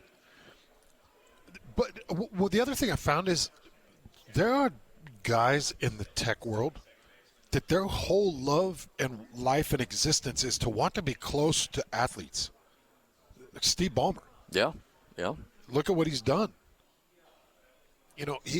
he has bought a team and he's invested a lot of what he'd made in his life into this team, and he just wants to be around it. You can't find a guy in San Jose that you're like, hey, I know you've lived in this community for 25 years and you started one of the top tech industries in all the world. Why wouldn't you want to have that logo on your building? Yeah. Why wouldn't you want to have your logo on a patch on our jersey? Why? It makes sense. It totally makes sense to just go and say, like, hey, look, and let's develop a pipeline for our guys to get internships at your company, and let's really make a partnership here and try to find a way to make it work. So, I would really like to see that. Scotty, I just polished off one of the final pieces of the pizza. I know. And I hit a tomato. Uh-oh. It's ripe and not in a good way? It had a bit of a, that little twang to a overripe tomato, like a... Are you saying the pizza has finally turned? I think it has, and I'm just hoping that this tomato doesn't. Because remember, it was a tomato that got me on a Whopper when I was 17. I went in for the 2 for $2s or whatever it was. And you knew immediately. And I ate 4 Whoppers, and I hit a bad tomato on one, and I got the worst food poisoning of my life was off a tomato. I already talked to Nate. Nate said he would not expense a trip to the hospital. Did you say would not? Would not. Well, man, that's... I mean, to me, I think that's what the P card's for. It's for getting food and then paying for the damage that food causes. He may have jumped the gun on those comments. That's what I think. Please don't let this hit. Because food poisoning is miserable. Well, look, what we do as a show, we do together. So do I need to finish off the last piece? Yeah, you do. Just so we can go down this. We're like Thelma and Louise in this pizza. Just so everybody knows that's followed the saga of the pizza, if this ends up getting me, I am going to film the entire display in the middle of the desert as I'm driving home this evening. By the way, this pizza is now almost 24 hours old and has spent maybe a grand total of 3 hours of that in a refrigerator. And the rest floating around Vegas. Yes. In a casino, underneath a fan out in the Vegas heat during our excitement in the Sphere. I actually think that this might be our way of pushing back on the Colorado State player who said we were 64 and 58 years old. I think that, and I also think this is you and I being away from our wives. Yes. Where valor is the better part of discretion. Discretion is the better part of valor. Yeah. Here it's like, this is why men don't live as long as women. When you told me to hide it underneath that fan display outside in the Vegas heat, what was the first thing I said? Amanda would kill me. Oh, yeah, you did. Amanda would kill me. She would not put up with this. No, and then when you kicked rocks on it to cover it, I'm like, maybe I won't eat it. But that was so quickly squashed out thinking about how good it is. Yes. To me, it's like, when you bury a pig in the dirt. Yeah. To me, it's like it's another way of cooking it, Of insulating it. Yes. Keep the heat in it. Yeah. And hiding it. I'm afraid this tomato's going to get me. Oh, boy. I'm actually nervous. Lloyd? I'm genuinely nervous. Our concern level has just escalated somewhat. How are you feeling? Because now I feel fine. You ate that first piece at about 10, 15. Yeah. No. 9:40. Yeah, about 10. Yeah. So you're 2 hours and 40 minutes. You doing okay? I'm doing great. I had 2 pieces last night. One before it even went into the fridge. It had been out of the fridge for about 10 hours. Yeah. It did have 3 hours of fridge time. Yeah. Come on. That's almost like resetting it, right? I don't know. Does fridge kill off the bacteria? I think so. Let's hope. All right, Hans and Scotty. I'm nervous. This is 97.5, the EKSL Sports Zone. Is your top 60 and 60 watch list as Hans and Scotty get you ready for the start of the 2025 college football season by highlighting the most influential players on their team for the upcoming season.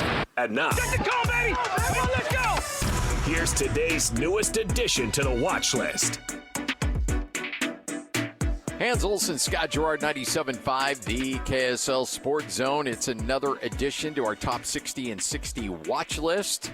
And we had a chance to talk to Bronco Mendenhall earlier today, so let's stay with the Aggies and focus in on another wide receiver in his debut year for Utah State, Brady Boyd. Brady Boyd is a great leader. Brady came to us, again, as another Division I transfer. Exceptional work ethic, highly productive, good with the ball after the catch, strong leadership skills, and really versatile. We're going to use him in a lot of different ways. Again, we like the maturity, but we also like the productivity, and we like possibly the volume of things he can do.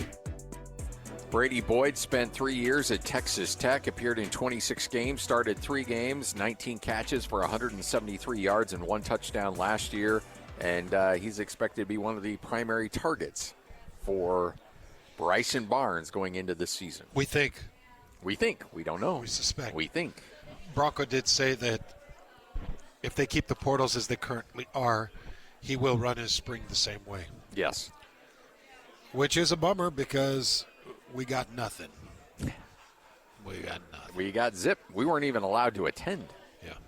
They kept it tight. Like usually you can go up there and watch and then say like, all right, but you're keeping all this to yourself. And that was not the case. Scotty and I once called multiple plays in a spring scrimmage. Yes, yeah. On the headset. Yep. One of the coolest things I've been a part of. Yeah. Yeah, we did. That's all changed. Yeah. Dramatically. Those days are in the rearview mirror, unfortunately. Don't think we'll be calling any plays for Kevin McKiven. No, I don't think so. And, you know, Nick's like, hey, Hans, what defense do you want to go with here? Don't really see that in the cards for us. I really like Nick a lot. He's just a serious fella. Nick's a very serious fella. Yeah. I don't know how many people really know who Nick is. You know what? He's kept a very low profile. Yeah. And he stays under the radar. Yeah. But he's very serious and very intense. He is what you would think a guy is that started in a film room and worked his way up. Yeah. Just very diligent, very intense. But I also think that his film intelligence is his best characteristic. You talk to coaches and you talk to players, and they're like, he's a film rat. He'll find things that give you advantages. So he does a really good job with that. Yeah. Looking forward to getting to know him a little bit. Remember, we're your flagship home for Utah State games. So we are, I want to say, 7 Saturdays away, starting this Saturday. 7 weeks away from the start of the college football season. There we go. Coming quickly. Can't get here soon enough, honestly. All right, we'll take a break, come back. This should be an interesting hour. Spencer Danielson, head coach at Boise State, expected to join us. We also hope to hear from Jay Norvell coming up a little bit later on in the program. And our annual Let's Talk About Military Stuff with Troy Calhoun coming up as well this hour. At least that's what's on the schedule. Which we enjoy. Yeah. So we'll get to it next. 97.5, the KSL Sports Zone. The 2025 football season is nearly here, and it's time to hear from all the coaches and players. Yeah, boy! This is Mountain West Conference Media Day coverage. Live from Las Vegas, Media Day coverage on The Zone is brought to you by Window World. Call Window World for free quotes on windows, doors, and siding today. This is 97.5, the KSL Sports Zone. Hans Olsen, Scott Gerard, 97.5, the KSL Sports Zone. It is a Friday, and you know what, Hans? Lloyd wants us to give away some tickets. So it is an opportunity for you to win some RSL tickets. Caller number 12 right now, 801-575-ZONE. That's 801-575-ZONE. And you'll win a 4-pack of tickets. See RSL versus FC Cincinnati on Saturday, tomorrow, July 19th at America First Field. What, you say this Thursday? Today. Oh, yeah, I keep thinking today's Friday. Sorry. So, yeah, you still got to go. In fact, that's going to be weird coming back and doing a show tomorrow. Mm-hmm. Fortunately, we'll have some a place to go. Hopefully your stomach is settled by then. Yeah, because there's going to be some good food. We got some muyas. Yeah, it'll be fun. Come out and kind of set your clock to come visit us for lunch. Yep. Coming up tomorrow, we'll be down in Sandy, so stop by and say hi. The preseason poll has settled in a little bit. Boise State picked number 1. Did you say 15 consecutive years? 15 consecutive years.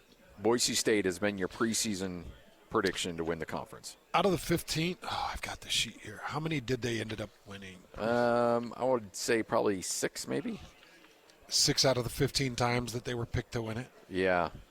That's just a guess I'm pulling out of my you-know-what. But UNLV picked second. Okay, here we go. Boise State. Let's see. 1, 2, 3. Oh, that's 4, 5, 6, 7, 8. 8. All right. Close. You're really close. I would have said less than half, but more than half of the time that Boise's been picked to win, they've ended up winning the thing. UNLV number 2 and San Jose State number 3. You've heard from Ken Niuamatalolo. We're expecting to get Dan Mullen at some point with UNLV. Excited to catch up with him. Colorado State at number 4. Fresno State at number 5. Air Force 6. Hawaii 7. San Diego State down the list. I think that they're probably one of the potential sleepers of the conference. And then Utah State at number 9. I actually think Utah State's the big sleeper. I do too. There's always that team that comes out of nowhere. 4 years ago, it was Utah State, and I think it's got a chance to be Utah State again. What I don't like is that I feel like the conference kind of screwed Utah State with their scheduling. The scheduling is abysmal, yes. I think Utah State screwed them a little bit, and then whoever put Texas A&M and Vanderbilt as their non-conference. Are both of those road games? I know Texas A&M is. Yeah. That Vanderbilt trip's going to be rough. Yeah, and both of them are like morning games too, like essentially 10 a.m. Mountain Time games or 11 a.m., which bums me out because I want to spend some time in Nashville. Yeah, I love Nashville. So one thing that people need to start to pay attention to with teams like Utah State or New Mexico or UNLV, when they're scheduling these Vanderbilts and these Texas A&Ms, understand these teams are now recruiting you as you come into play. That is 1,000% correct. I know one player in particular from Utah State's team last year was scouted during a preseason game against, I think, was it USC? Mm-hmm. They play at USC.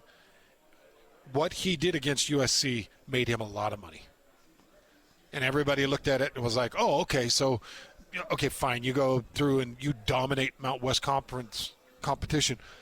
But, what did they do against Texas A&M's offensive line? Yes. Yep. Or corners? What did they do? And it's becoming a recruiting opportunity for these coaches looking to pilfer the transfer portal. And then all you got to do is suggest to the coworker of an agency of, I want that kid here. Yeah, yep. And then there's a couple of calls made, and then they're sitting in a meeting, and then that kid gets an offer, and they move on. That's tough for Utah State.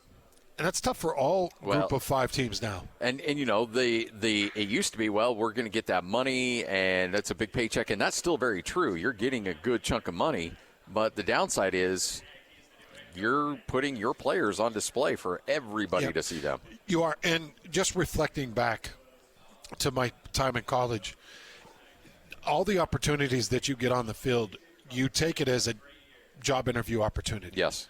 Because it used to be, I'm trying to get to the NFL, and I want the NFL scouts to see it.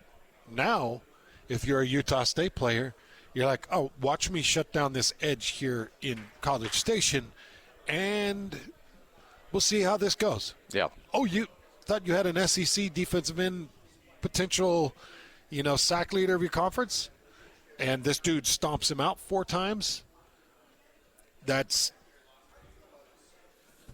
It's a job interview for these kids.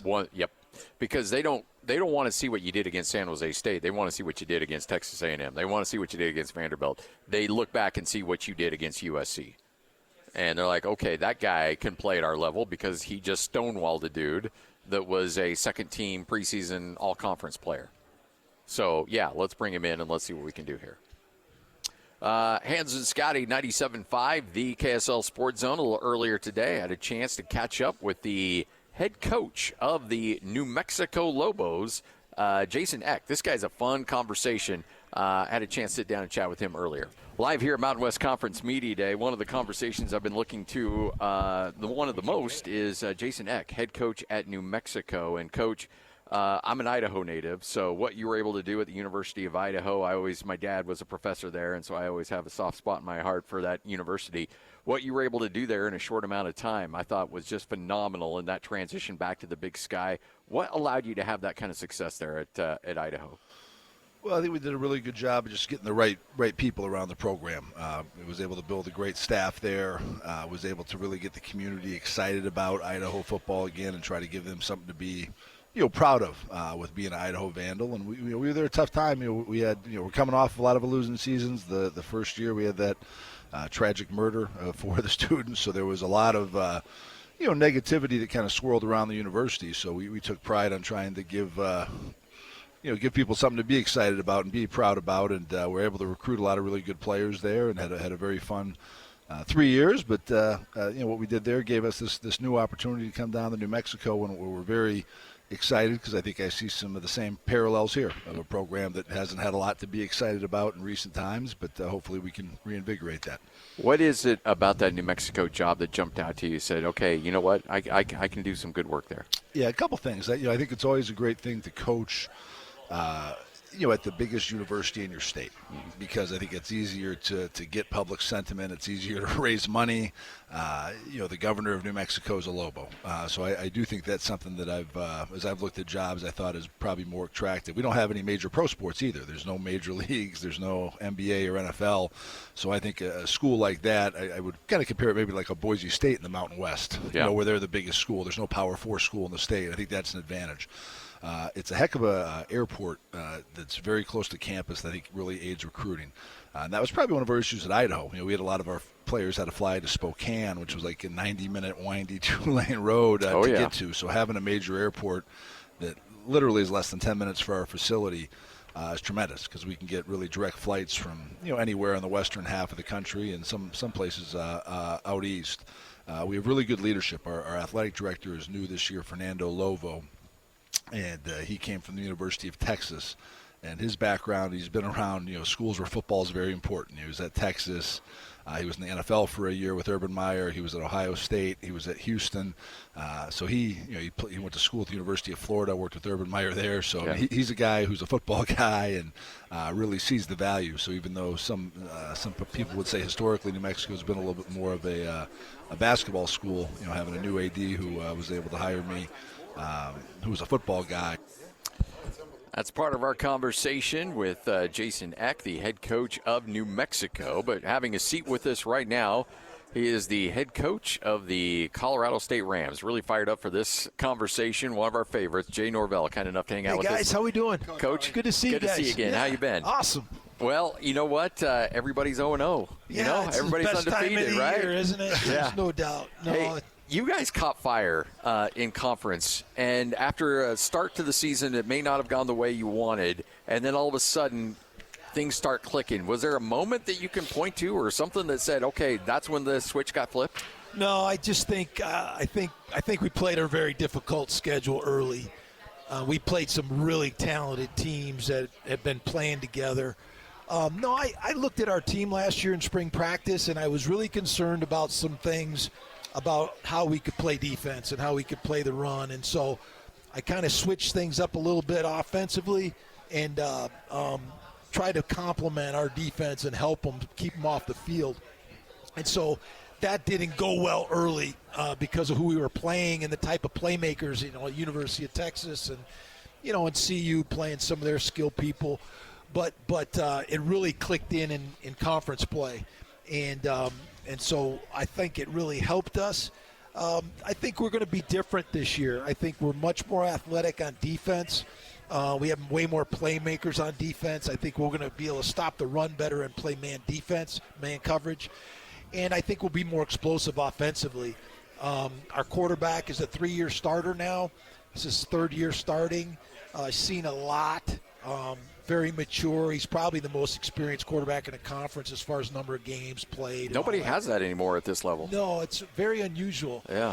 And, and Braden's now in his 3rd year starting. He's got a chance to break the school records in passing and touchdowns. And the most important record is wins. And, Bradley Van Pelt at 23. Moses Moreno had 21 wins. Braden's at 14. So he's in striking distance of being the all-time winningest quarterback in our school's history. And so that's pretty impressive in year 3. When you got a quarterback that sticks around that long as a starter, how tough is it to keep a quarterback room together? Yeah, it's hard. It's. I think in this day and age, it's very unusual to keep your quarterback for that long. And so, and especially guys that are backups, they don't want to stick around if they're the backup. So, but Braden has been very good, and he knows he needs to be better. One of the things, if you're a 3-year starter, I told Braden a couple days ago, I've been head coach 9 years.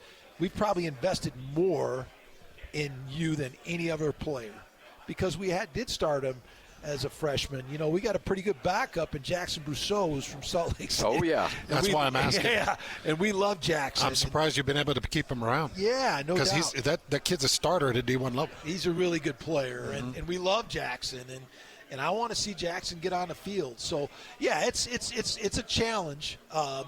But to Jackson's credit, he's an incredibly tough worker, a hard-nosed kid, great team guy, great leader, and so he could play. I have every confidence in playing Jackson, and we got a couple quarterbacks that I don't have a problem pulling the trigger on.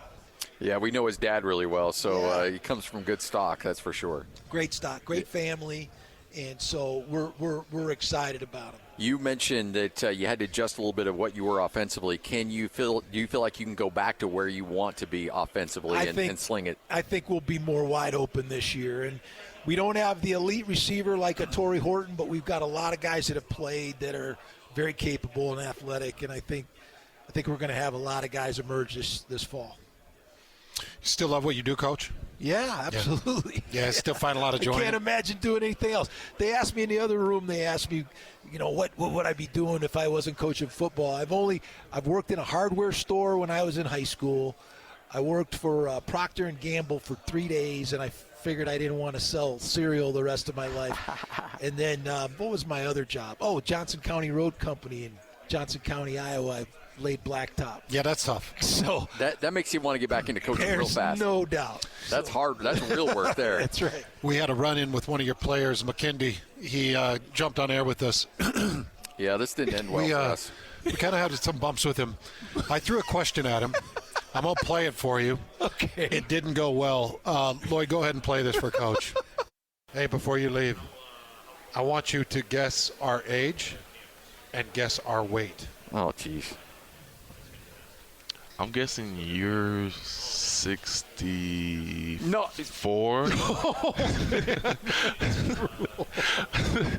And I'm guessing. Oh, my gosh. I'm guessing you're like 58. Oh, my gosh. That's brutal. You're 180, 190 pounds? As of this morning, about 165. Okay. Oh, and you're 220. 265. Oh, what? I'm 47. I'm 48. He's 40. Ain't gonna get a job at the circus. No, the weight, fine, whatever. But 64 damn years old, man. And he blamed you. He goes, well, coaches, I know he's he's older, but he's running around. So, that kind of threw me off a little bit. He said, I see Coach Norvell. Like, he's in his 60s and he looks good. I said, I played for Coach Norvell with the Indianapolis Colts. I said, he was a coach when I was a player. And I said, you're going to put me at 58? I'm 47. It's not funny, Coach. Well, these kids, they're so young. They think anybody over 25 is ancient. I know. I couldn't believe when he said I'm 48, and it hurt me bad, Coach. Like I'm hurt. Coach, he missed by 20 years. And I'm like, and so I'm walking down the line over here with him off the headset. I'm like, so really 58? He's like, seriously though, like Coach Norvell, I know he's old, but he just looks young. I was like, whatever, man. I'm not even taking that as Brissot called me grandpa the other day. I'm like, no, he didn't. I had to double check at this guy. I'm like, okay. All right, Jackson. Well, hey, we look forward to seeing you down the line and do the Utah State games. Awesome. And it should be a lot of fun. No Great doubt. season, and can't wait to get things going this Awesome. year. Thank Good you, luck, guys. Coach. Appreciate you guys. Appreciate it, Coach. Not too bad for a couple old guys, huh? Yeah, seriously. Don't ask that question. Yeah, I know. There he is. One of the best out there, the head coach of the Colorado State Rams. We did set I did set us up for failure on that. Oh, I do want to say, though, we did get redemption. There was a security guard, a lovely woman. That's right. Working security and taking IDs. So Scotty and I walked up, and we were going to give our IDs, and we're like, oh, we have to prove that we're over 21. And she's like, oh, yeah. And so Scotty goes, all right, well, tell us what you think we are. And I think she guessed you at like 42 and guessed me right around the same age. Liar! No, we're not lying. No, we are Lloyd, not. give us this. Give us this, Lloyd. We are not lying. It's the truth. She guessed us in our 40s. And we said, well, what about late 30s? She's like, no, you guys are definitely in your 40s. And then we guessed her age. We said mid-40s, and she was early 50s. Yeah. She was lovely. Beautiful human being. Yes. Sweet gal. Yes. And we gave her our IDs, and she was like, oh, wow, I almost got you right on the money. Yep. I even gave her a hug. I was so, I was in such a bad spot yesterday. I didn't like how much Jay laughed at that. I know. He thought that. No, he laughed too hard. Yeah. Yeah, that was. I will say, I've never had a coach laugh so much. I guarantee that's the hardest he's laughed all day. Oh, by far. Because he knows McKindy. Yeah. And he's just like, oh, and like he said, he got called grandpa. He's in his 60s. He was an assistant coach. Now, when Jim Mora got fired, he was fired with Mora, and so he left with that staff. So I was only with him for one season before he and Mora and everybody left. But at that point, he'd been in the coaching circuits for a while. Yeah. The guy's He's been around a minute, yeah. He's up in his high 60s. But apparently he still runs around with the players and throws elbows with them. Now I gotta get the exact age on Jay Norvell. And by the way, you're hard pressed to find it. He's 62. Yeah, 62 sounds right, man. By the way, he looks like he could still bench press a truck. Yeah, he's still well built. He's got man. those veins popping in the forearms. How do you think Colorado State will do this year? I think Colorado State could be very good this year. I think they've got one of the top 3 quarterbacks. Yep. And that's the thing. Nobody has returning quarterback play, really. But Utah State, I think that they're the ones with the unpredictable quarterback play. Yeah. I think Bryson Barnes could win the Mountain West Conference. I do, too. I had Colorado State, by the way, finished second in the conference. Behind Boise State. Behind Boise, yeah. You know, just looking at futures, Utah State on the over 4.5 is probably the best bet you could find on the market. Now, it's tough because Vanderbilt and Texas A&M. Mm-hmm. And then it's tough because the final 3 games. Yep. Boise State, Fresno State, Colorado State? Yes. Is that the final 3? Yeah, I believe Boise State, Fresno State, and Colorado State. I think we're the final 3. I just know it's 3 of the toughest teams in the conference. So it's not favorable. So let's say you go 1-2 and you go 0-2 against those 2 conference opponents. You've got to find 3 more wins inside those next 6 games. You can do that. I think you can. I'm trying to I'm going to look up Utah State's full schedule here just so that I have it. If I can pull it up. But I do think there's an opportunity there for Utah State. So, again, yeah, you've got at UNLV, at Fresno, home to Boise. Okay, so it's at a UNLV, not Fresno, which is, still extremely tough. And Utah State does not have Colorado State on the schedule. So that's helpful. At UNLV, at Fresno, at and then Boise at home to finish. Yeah. So you got a win against Nevada, a win against New Mexico. It's going to be a dogfight against San Jose. You have to go to the islands to play Hawaii. You gotta find a way against Hawaii, McNeese, and UTEP. There's your 5. There's your 5. And then, it's a toss-up against Air Force, San Jose State, UNLV, Fresno State, and Boise. You should be able to pull 2 out of those 5. I would think so. I think that's a 5. I mean, bare minimum, I think that's 5 wins. I think that's one of the better bets to place. Yeah. Where did they have? Here's your sheet. By the way, we're not telling you to bet those games. No, absolutely not. Or showing you how to bet those games. These numbers are just kind of fun to look at. BYU, their number is 6.5. Yep. That's another good one. That's another good one. Yeah, people are taking the Jake Retzlaff news really hard. I will say to the 6.5, the Big 12 is going to be a much more difficult league this year than it was last year. Yeah. It's going to be tougher to find wins. But 6.5, with that defense, I think that's a pretty good call. I still think that Utah State over the 4.5 with their schedule is a better call. Coming up in about 15 minutes from now, Spencer Danielson, head coach at Boise State, will join the program. Troy Calhoun will join us near the end of the show as well. It's all straight ahead, 97.5, the KSL Sports Zone.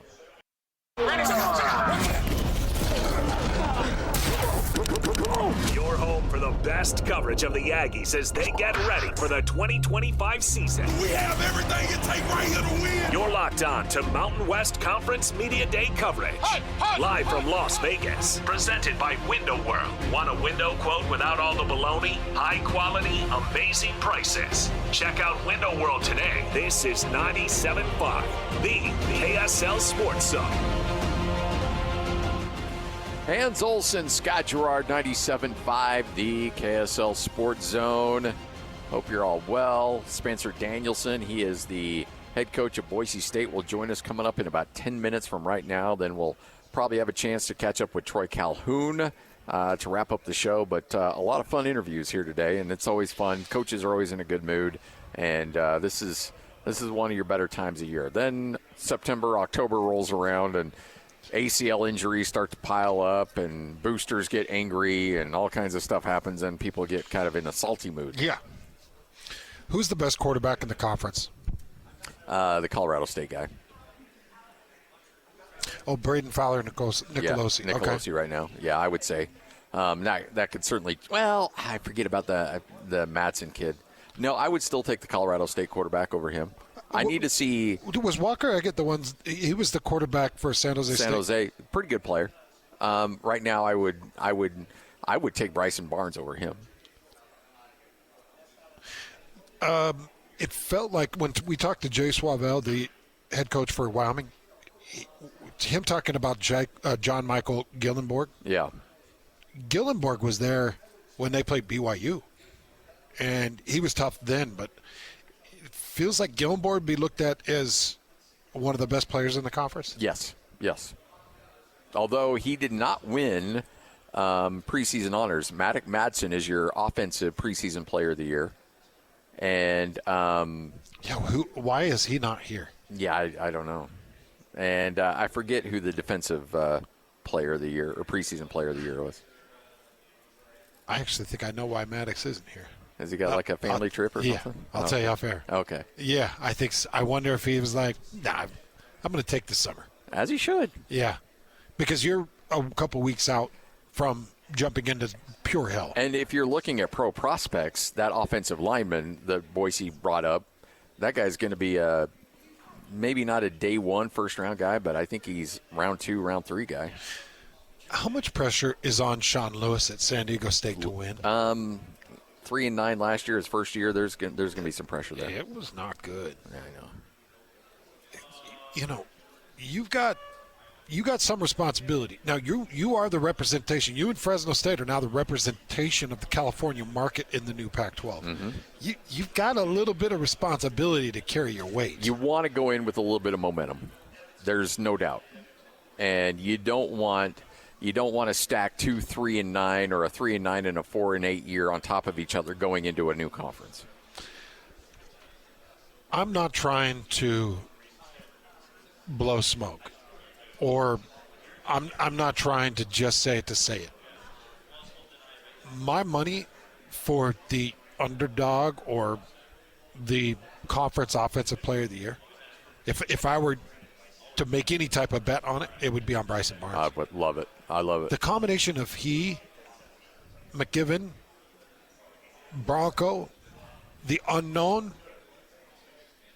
I think it's a really good combo. This is a conference that he could feast on.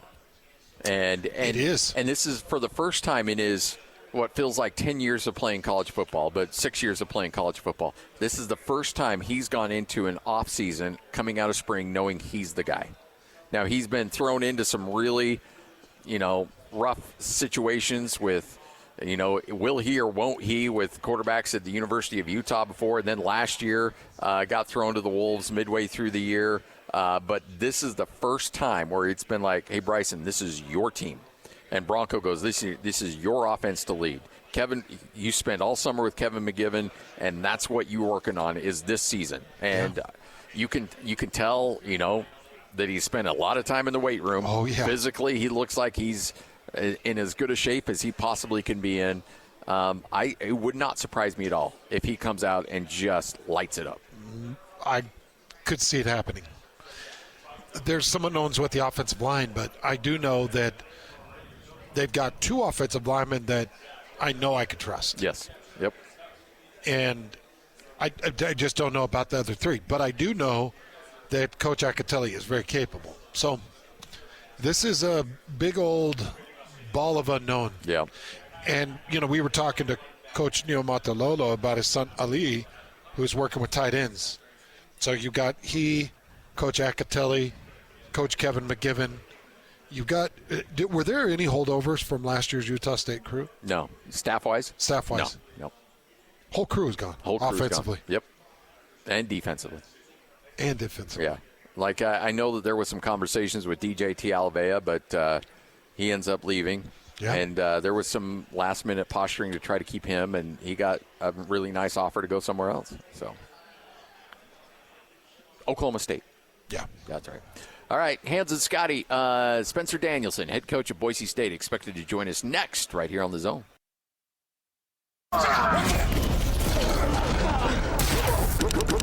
Your home for the best coverage of the Aggies as they get ready for the 2025 season. We have everything it takes right here to win. You're locked on to Mountain West Conference Media Day coverage. Live from Las Vegas. Presented by Window World. Want a window quote without all the baloney? High quality, amazing prices. Check out Window World today. This is 97.5, the KSL Sports Zone. All right, welcome back to Las Vegas. Mountain West Conference Media Days roll on. One of our favorite conversations we have all year long is Troy Calhoun, head coach at the Air Force Academy. And, Coach, I've been covering this conference a long time. I remember Fisher DeBerry and the legendary figure he was. But what is this, 19, 20? Where you're getting close to 2 decades there, aren't you? Oh, here we go. Sorry about that. Coach. Yeah, we're getting to that area. And yet, the joy of each day, when you wake up, what you have an opportunity to be a part of, to see the change, the growth, and over due time, a good bit of the transformation for each one of your players.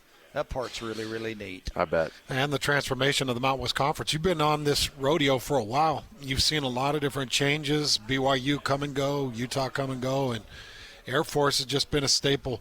How are you feeling about the conference, where it is now, where it's headed, and what do you want to get out of this final year of its current construct?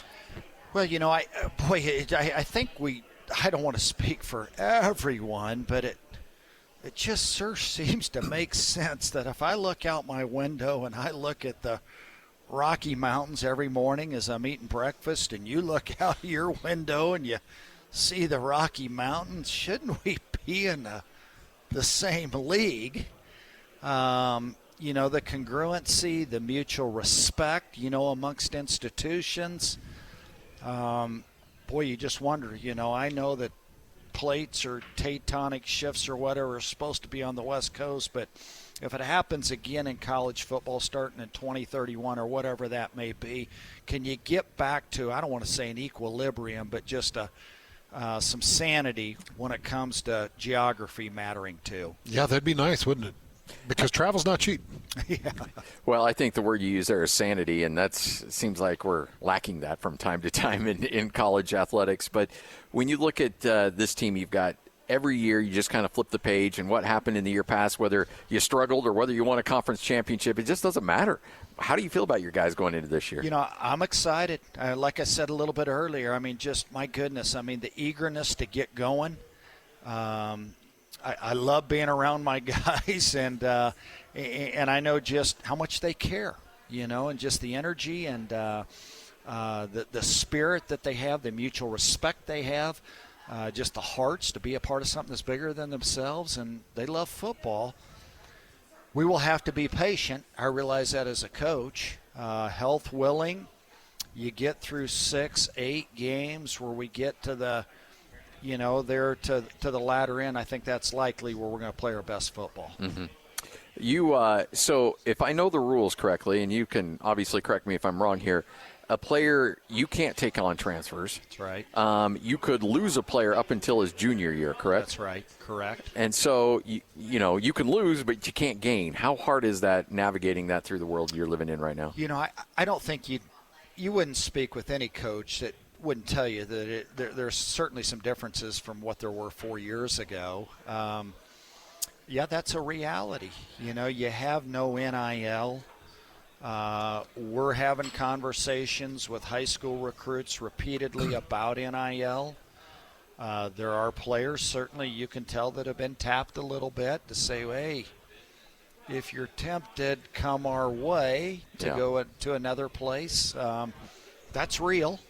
And yet you got to find a way to adapt, and we will. I really think if we can get to the fall, well, we will, in 14 months, in the fall of 2026, where you have some older guys that have played, so you have some experience, especially in those older two classes, then it allows you, there's never a perfect continuum, but it just allows you probably to operate in a way that can be healthy going forward.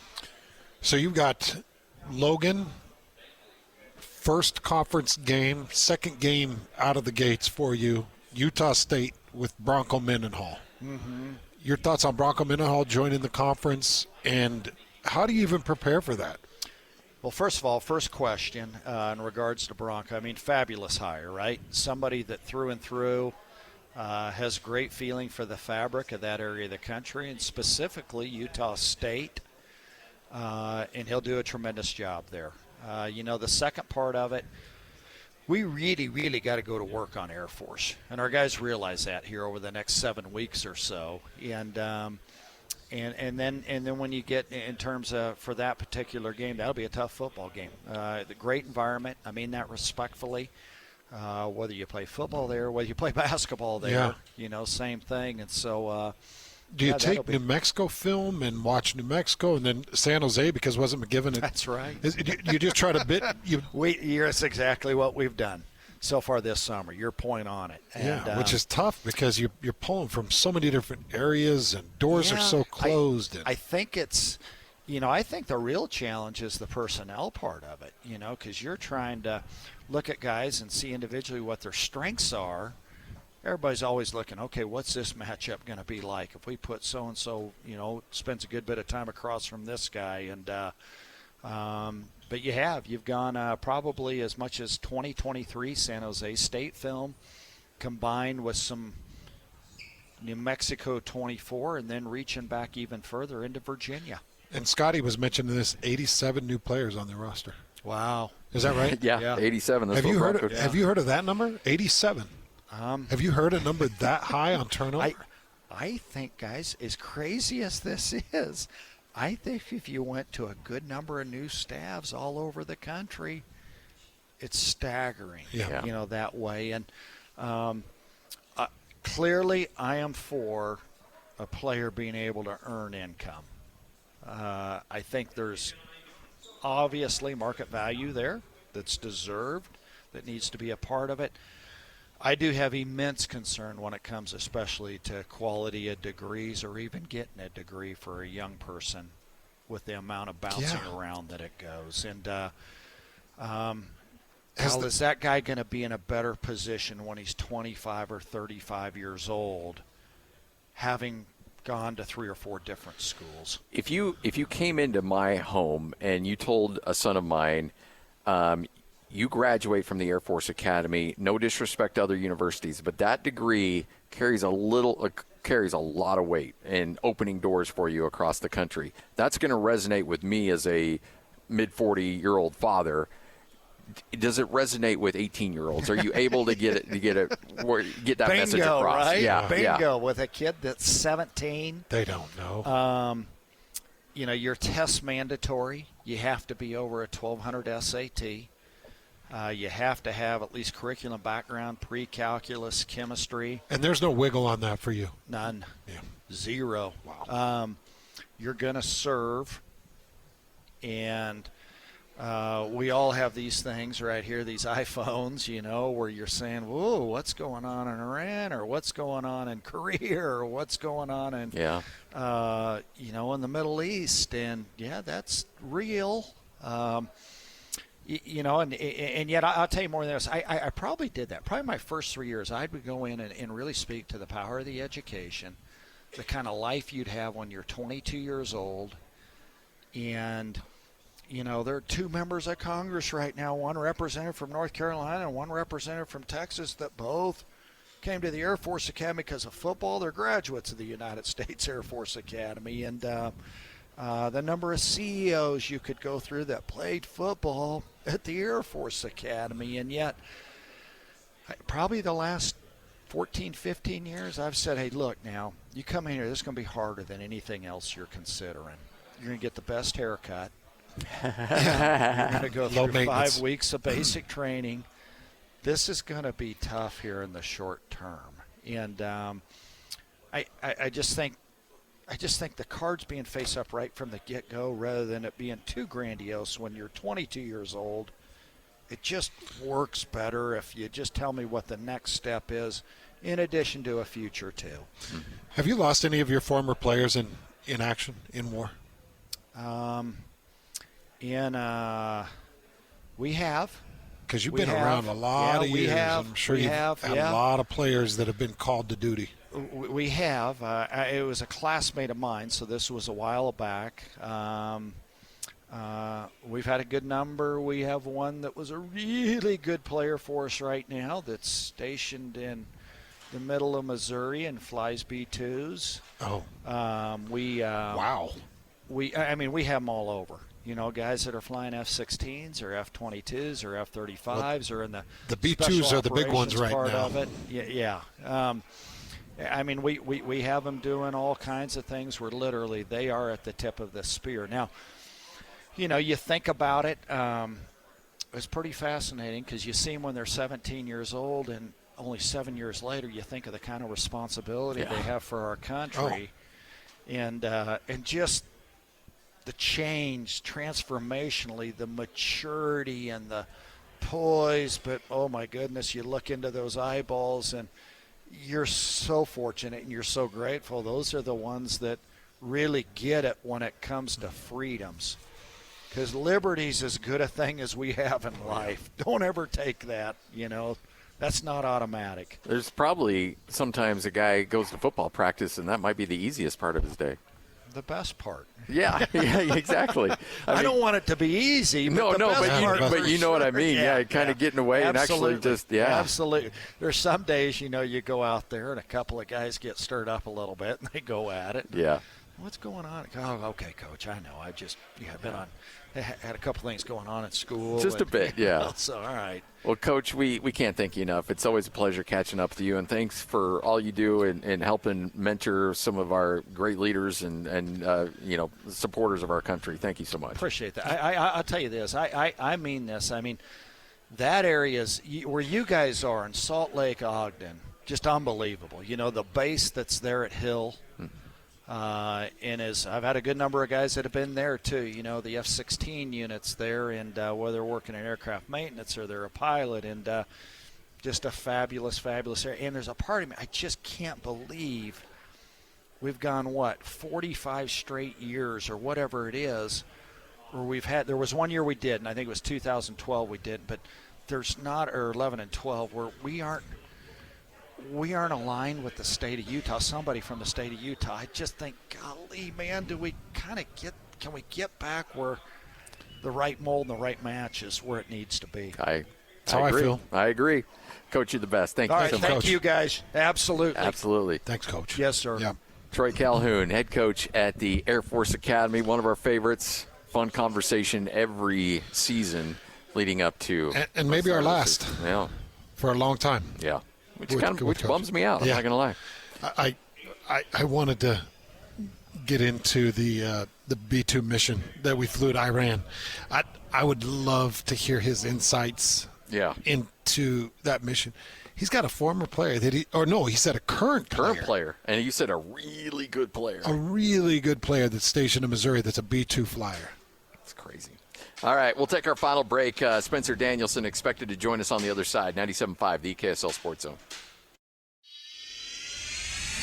The 2025 football season is nearly here, and it's time to hear from all the coaches and players.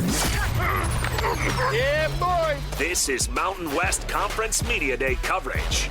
Live from Las Vegas, Media Day coverage on The Zone is brought to you by Window World. Call Window World for free quotes on windows, doors, and siding today. This is 97.5, the KSL Sports Zone. All right. Wrapping up another edition of the show. We hope to hear from Spencer Danielson. We'll give him another 5 minutes, and if not, we'll wrap up and head on back to Salt Lake City, Hans. Can't wait to get home. Yeah, excited to get back, but Vegas has that 72-hour limit. It does. But very productive visit here to Mountain West Conference Media Days, and big thanks to Troy Calhoun. Big thanks to all the coaches that stopped by. I think it's going to be a good year. It's going to be a fascinating year and a fascinating final year of Mountain West Conference football. But as we sat here with Coach Calhoun, you could see the frustration on his face. Yes. When he's like, his hands were shaking when he was like, what are we if you're doing? looking at the Rockies and I'm looking at the Rockies, how are we not playing football together? Yeah. I mean, he's got a schedule of games with Northern Illinois now. Yeah. Northern Illinois is coming in as a football-only member. And he's thinking, Northern Illinois? What? That's going to be really frustrating for him.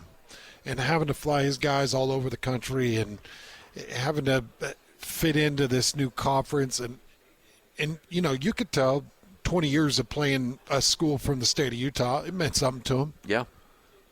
And I can understand his frustrations. And this is countrywide. Outside of the SEC and the Big Ten, everybody's dealing with some of this nature. Mm-hmm.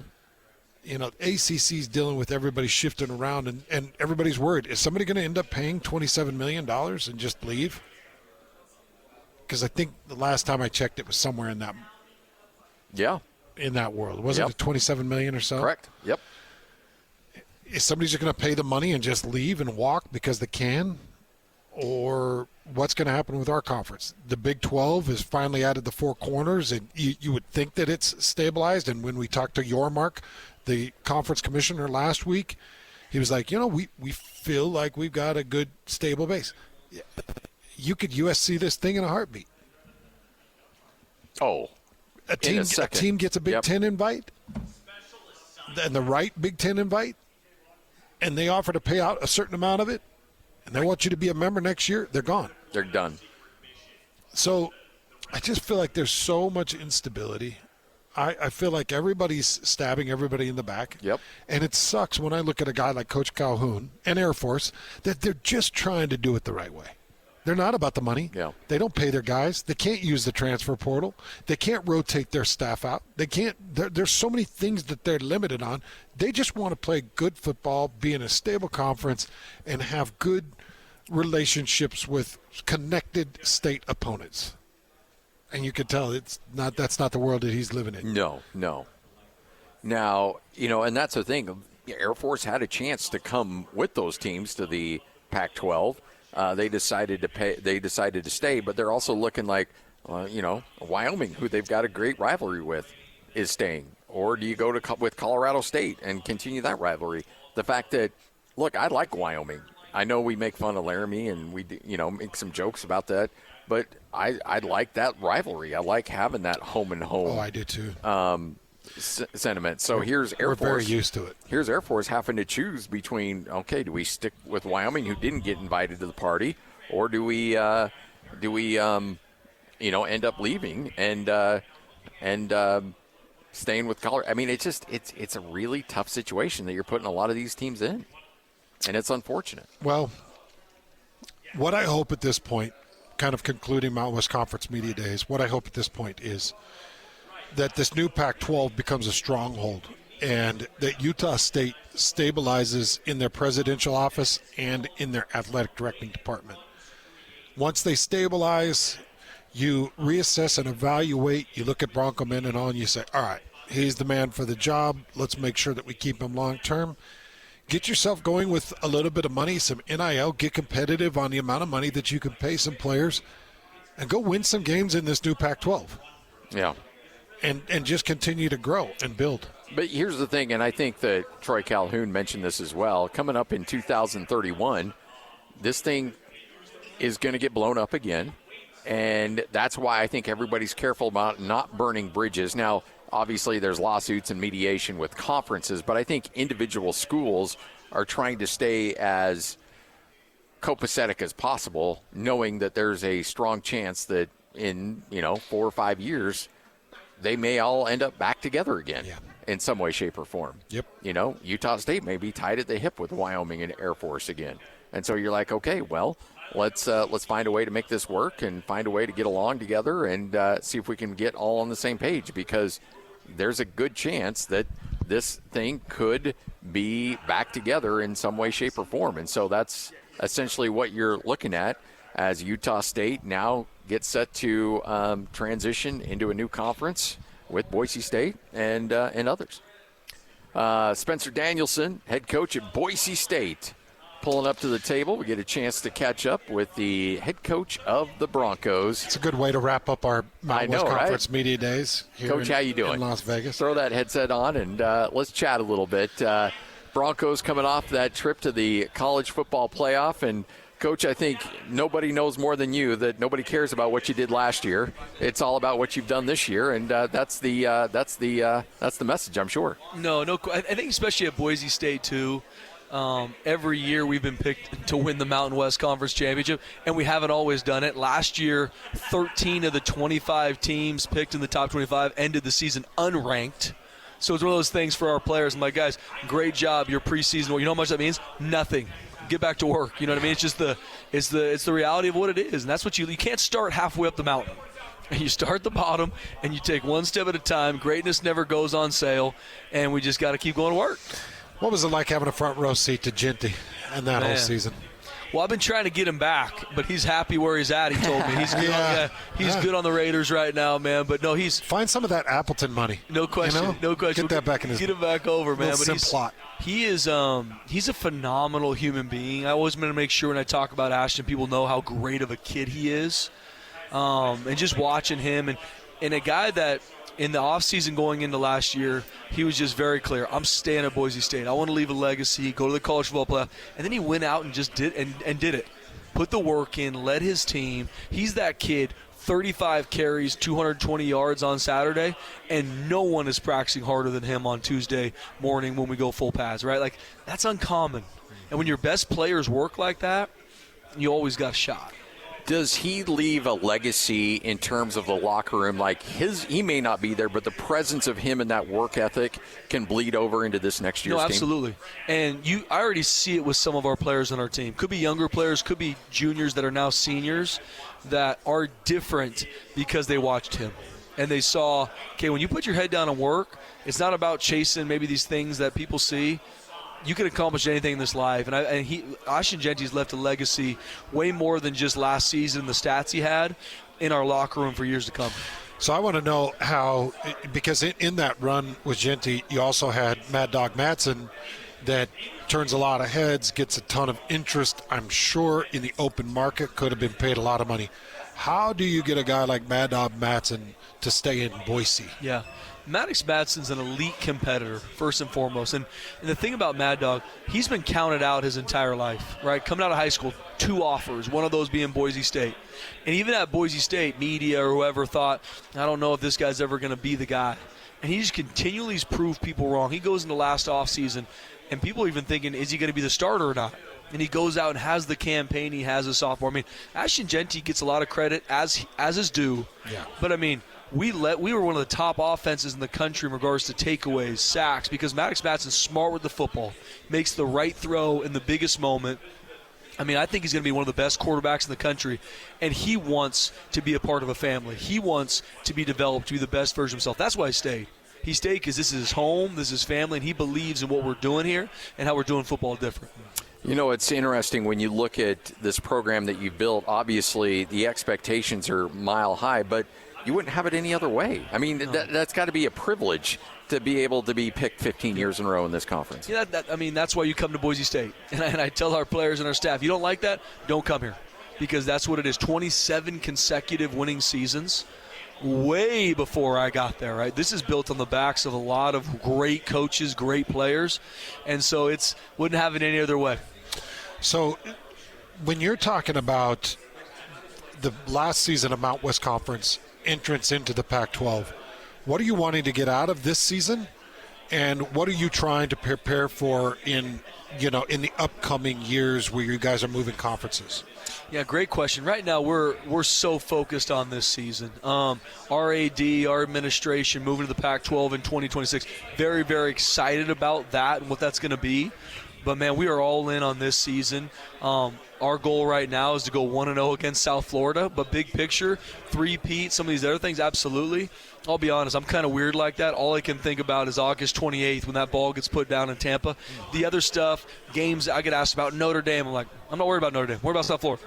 And Pac-12, yeah, that's going to be awesome when it comes. That's a long ways away, and we'll cross that bridge when it gets here. I think so much for me and even our players, you got to focus on what you control, and you got to be where your feet are in that moment. And I think process over outcome. If we can do our process better than anybody else, fellas, we'll be right where we want to be. From a selfish standpoint, you have one of my favorite human beings on your staff. How's Frank doing? Oh, you talk about one of the greatest human beings on the planet. Frank Maile is not only an elite teacher and coach, he's one of the best people I've ever been around. I mean, he's a guy that I pick his brain constantly and has an absolute heart of gold. He's one of my closest friends. So, Coach, you grew up in Declo, Idaho. I grew up in Weiser, Idaho. Oh, yeah, I just drove through Weiser on Sunday. Yeah. A recruit? No. We were coming back from St. Mary's, Idaho. Okay. I wanted to avoid the McCall traffic. Yeah. You're crazy going through Weiser to avoid that traffic. Yeah. But you'll hit a cow or two. We were born and raised in Idaho, so we understand kind of the hard-working character of the state. But we also know that there's not a ton of money. I was bringing up Appleton or Simplot. There's a couple of money guys out there, but are you guys able to find the funding to keep Boise State financially, relevant so that you can be competitive on some of your recruits? Yeah, right now, I mean, that's a big push. And I believe that we have everything it takes in our state. Our AD, I think, is second to none. We're hitting record fundraising numbers that we've never even been close to in the past at Boise State. There's a lot of meat on the bone still in Boise, Idaho, in our state. And so I absolutely believe we can and we will. Fun season coming up. Coach, congratulations. I know nobody cares what you did last year, but congratulations on that one. Who benches more, you or Maile in the locker room? It's not even close. Me. Yeah, okay. I love it. Come on, Frank. That's a challenge out there. Frank could probably take my weight with one finger and do this right now. Yeah. That's a challenge. Yeah. Coach, you're the best. Thank you so much. Coach. You guys. Good luck this upcoming year. There he is, Spencer Danielson. He's the head coach of Boise State. We'll take a break, send it over to JJ and Alex next. Hans, it's been fun, man. Yeah, man, it's the end of You'd spend some time in the weight room, though. It's the end of a... Oh, hey, you know what? Throw on that headset, chatting? Coach. Yeah, let's go. Absolutely.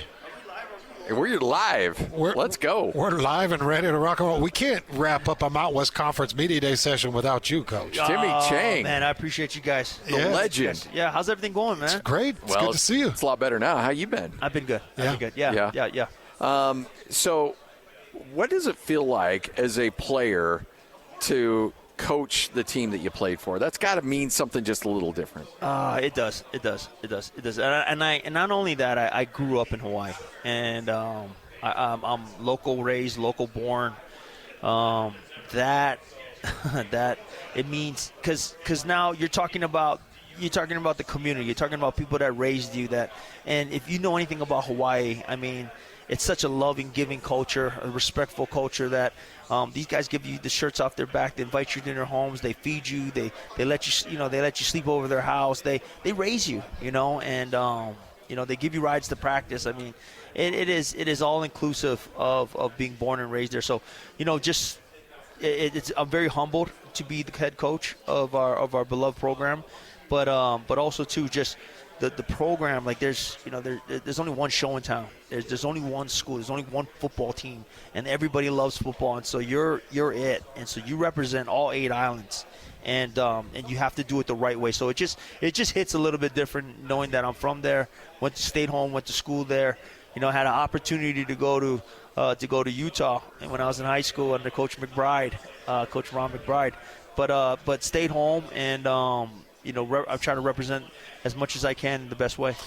How do you put some type of border around Hawaii and not let kids out of there? Hard. It's hard because why do kids want to leave from there? Well, you got coaches like Kalani Sitake, born and raised the poacher. Yeah, the born and raised in Laie that there's so many good coaches that also come from Hawaii because they played there, and so they there's no secret that there's good football players that are being raised competitive in the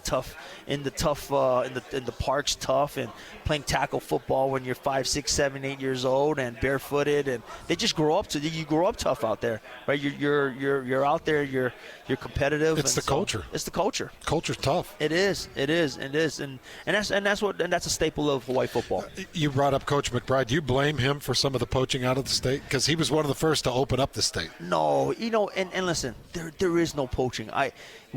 Even as much as we don't want the kids to leave, we understand that there's opportunities, and there's more opportunities in this world. And we would be foolish to say, hey, this is the only place that you should play football, and we're going to hold a gripe against you. Nah, Hawaii does. The University of Hawaii benefits because there are so many good football players that you really can't take them all. You really can't. And if a kid really wants, like myself, that wants to live and be home and stay home and build their career there, 15, 20, 30 years, if you can think like that as a 30-year-old, as an 18-year-old, 30 years, 20 years down the road, you're going to want to stay home and play because your name's going to carry. Oh, yeah. Yeah. That island will love you forever. It'll love you forever. Yeah. For 100%. And when that island loves you, you got no cares. Yeah. Like that island, it's going to You take probably care. haven't paid for Mac salad in a long time. No. I pay for my Mac salad. I pay for my Mac salad. L&L, baby. You know what I mean? Yeah. Yeah, they got the L&L. They got there's so many good places to eat there.